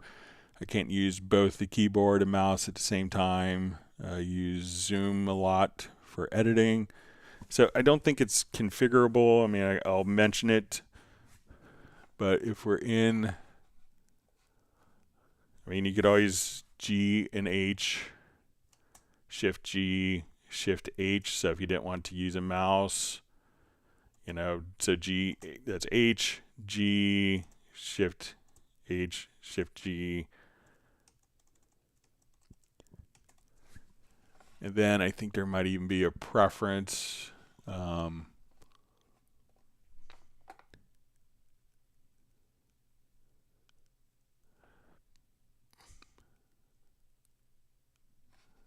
So if we, and also just kind of using the zoom tool. So if we wanted to double click, so if you want to just use the mouse, we could do that. Or if you want to, so I turned this off. So zoom tool, standard horizontal only. So if we zoom in here, you can do that and double click with the zoom tool, but without that preference checked.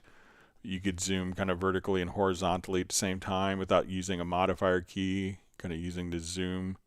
And then you could just double click. So let's say if you did a bunch of zooms, as you double click, it's kind of like a zoom undo history. But currently you can't change it, but I'll mention that as an option maybe in modifiers.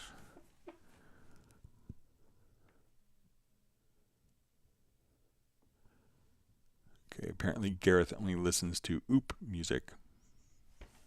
I have to learn my new genres. I'm going to start learning them for my son soon.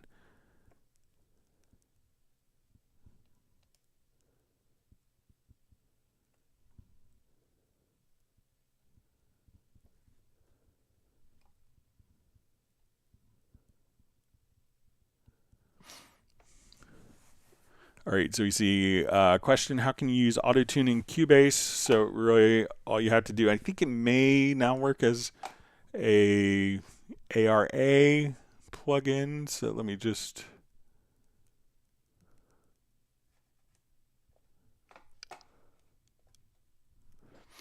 so there is tuning that's kind of built into Cubase that a lot of people prefer.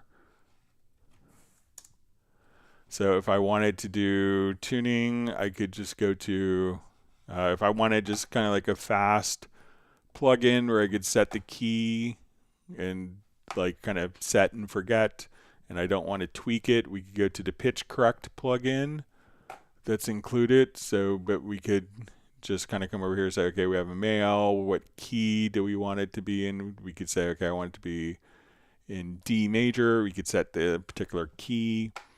But just as a plugin, you could run auto-tune like that. Within Cubase, if you have Cubase Artist or Pro, when you double click to go into the sample editor, there is a very audio tab.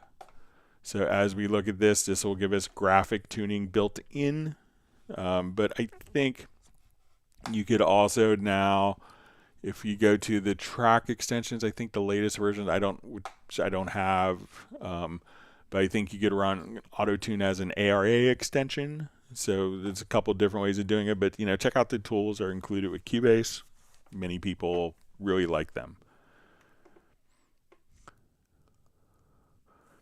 All right, so we see a question. What Cubase version is this? I'm running Cubase Pro 13041. So this is the version I'm running. I'm just running on a M1 MacBook Pro.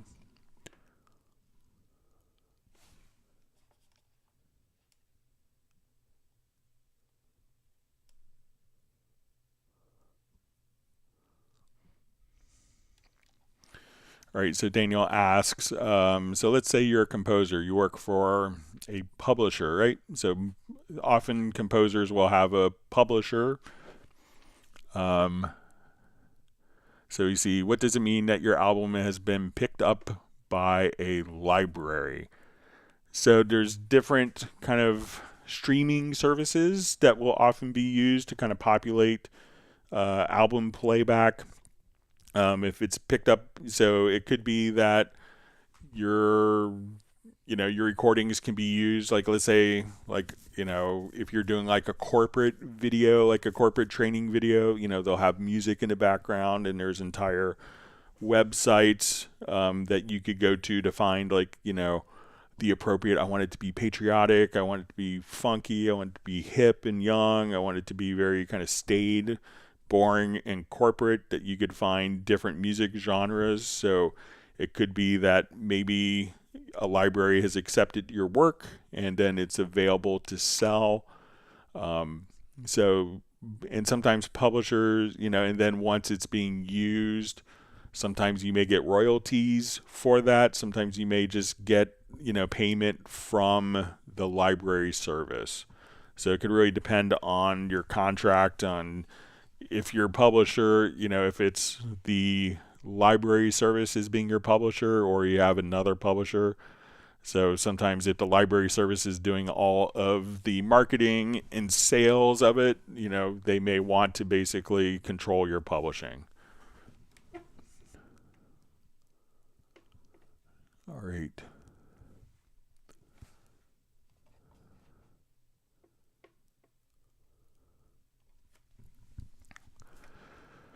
All right, so we see from Got Yours, question is, in the latest release of Pro, are there any cool, noteworthy changes or improvements we're showing here? Maybe just glance over what was improved.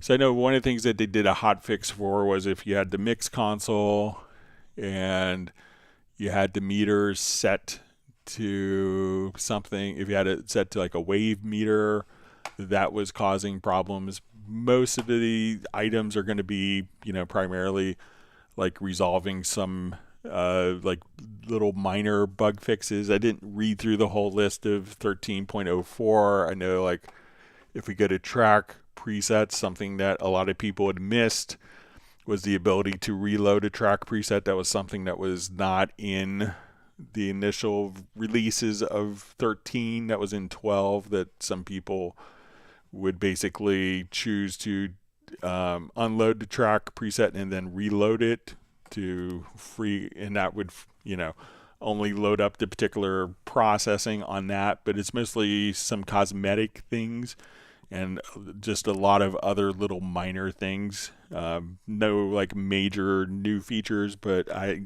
didn't get a chance to read through the release notes specifically. But let me see if they're available, and maybe we could take a quick look at it.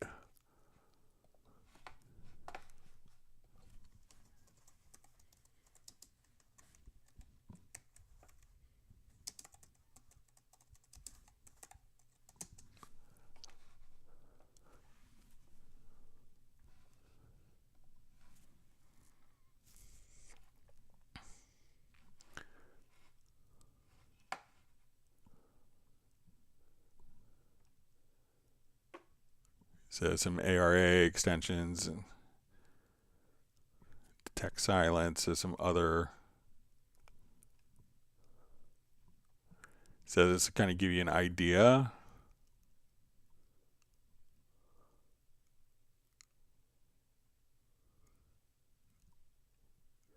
Stability improvements, stuff like that. So you could kind of read through the list here in more detail, just kind of see, but lots of great new things. And they're always, a lot of people had experienced a performance increase as well.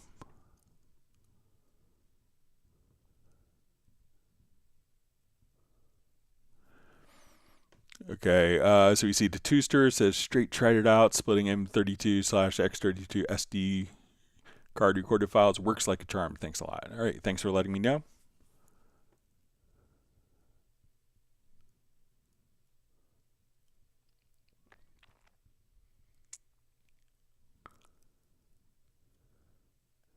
Okay, see, Michael Pierce has to jump out. Thanks for joining us today. All right.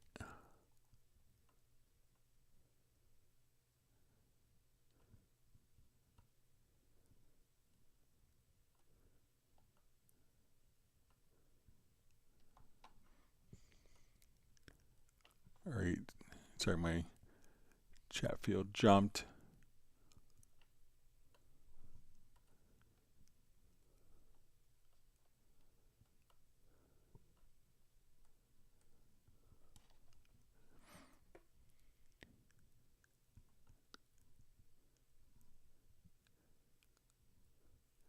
All right, so we see from Ace Amadeus says, Greg, thanks for the awesome info, demo/answers.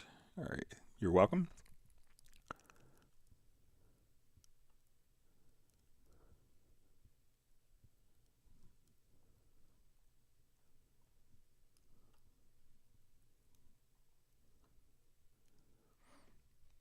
All right, so we see Gareth says, sneaky little triangle at the top. Thanks, Greg. And that was for the copying and pasting patterns in Beat Designer.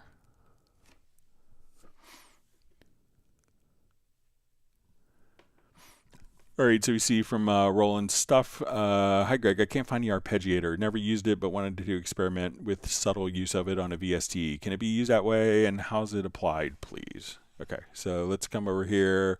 Let's say I have...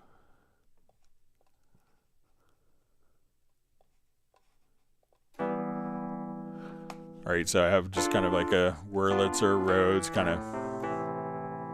All right, so I'm going to go to a MIDI insert.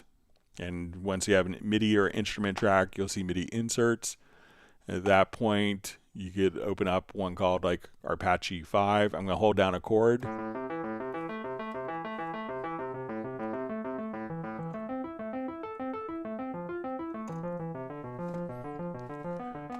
So we could say, okay, I want this to go kind of up then down, or always up.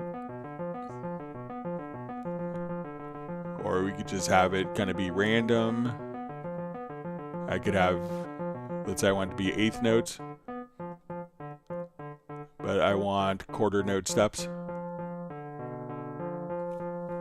for lengths.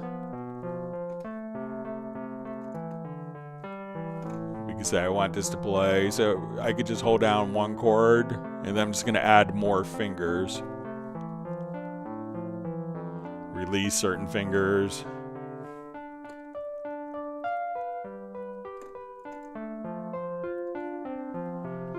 And the beauty of this is if I wanted to record this into a track,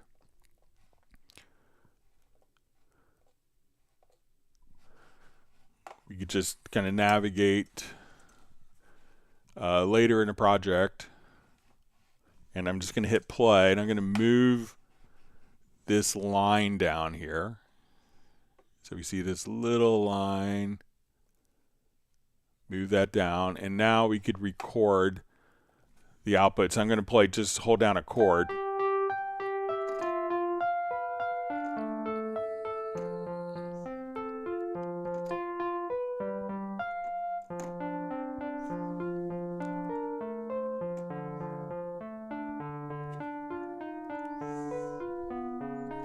So now when I look at my part, even though I just kind of held the chord down, it actually recorded everything as if I had played the result of the arpeggiator.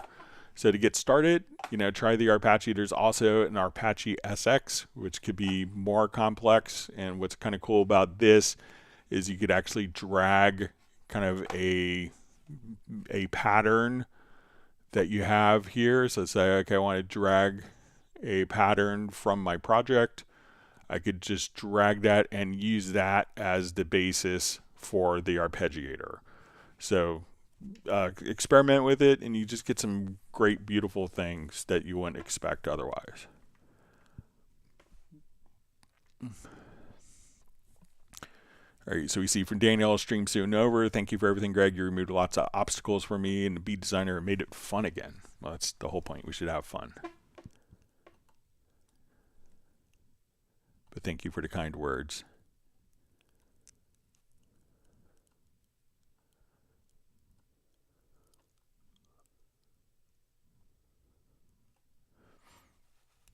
So we see from Kai says, yeah, nice, thanks, that was great. Gareth is calling my beat rude.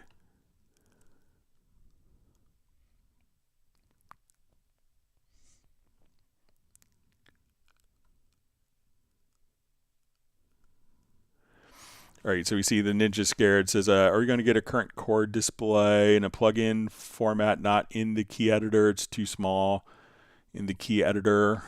All right, so let's say I want to take, so I don't think I have a chord track here, so I'm going to take this track here. And I'm going to go to my project menu. I'm going to make a chord track from this particular MIDI. So we'll come over here to chord track and I'll say create chord events. Okay, so do that.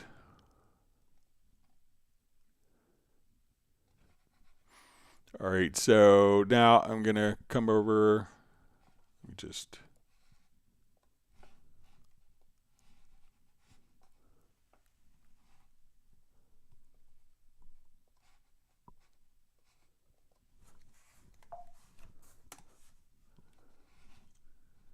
here, I'll just do it in our project here quickly.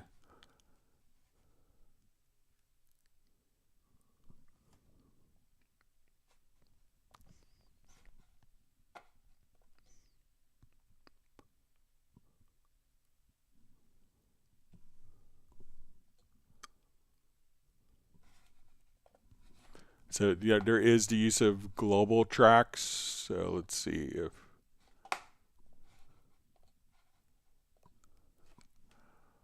so I'm going to take the piano part here and let's make a chord track from the piano part.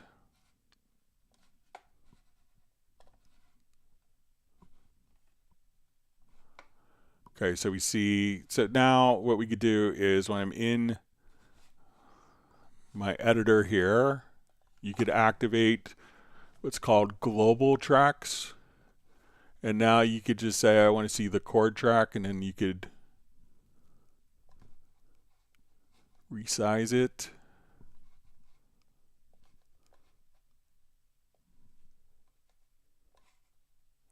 So that you could see right there the chord track within the piano roll editor. All right, see if we had time for one more quick question.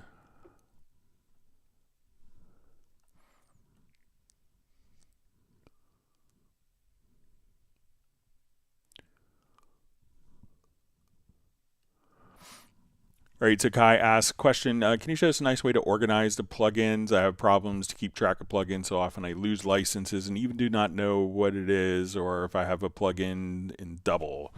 All right, so what you can do is if you go to your studio menu and then you'll have a VST plugin manager and then you could add collections. So this will be the default and you could have it kind of automatically sort by vendor or by category, but we could come over here and let's just copy. I'm going to copy the current plugin collection. Call this June 21. And now at this point, I could say, oh, like, why is this plugin appearing? I want to remove that plugin. I want to move this plugin. I want to move this plugin from EQ to dynamics. So you could reorganize, and if you click here, you can make folders so that you can say, these are my favorite plugins that I want to work with, and then you could organize everything, but just kind of start with making a new plugin collection, and that's a great way to get going.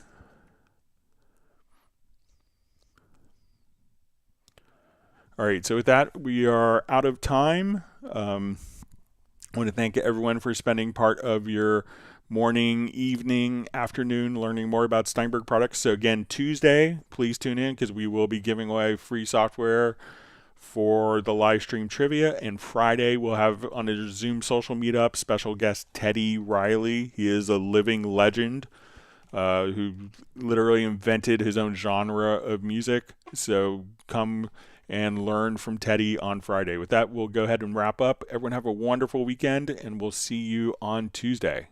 Take care for the 400th live stream since the pandemic. Goodbye.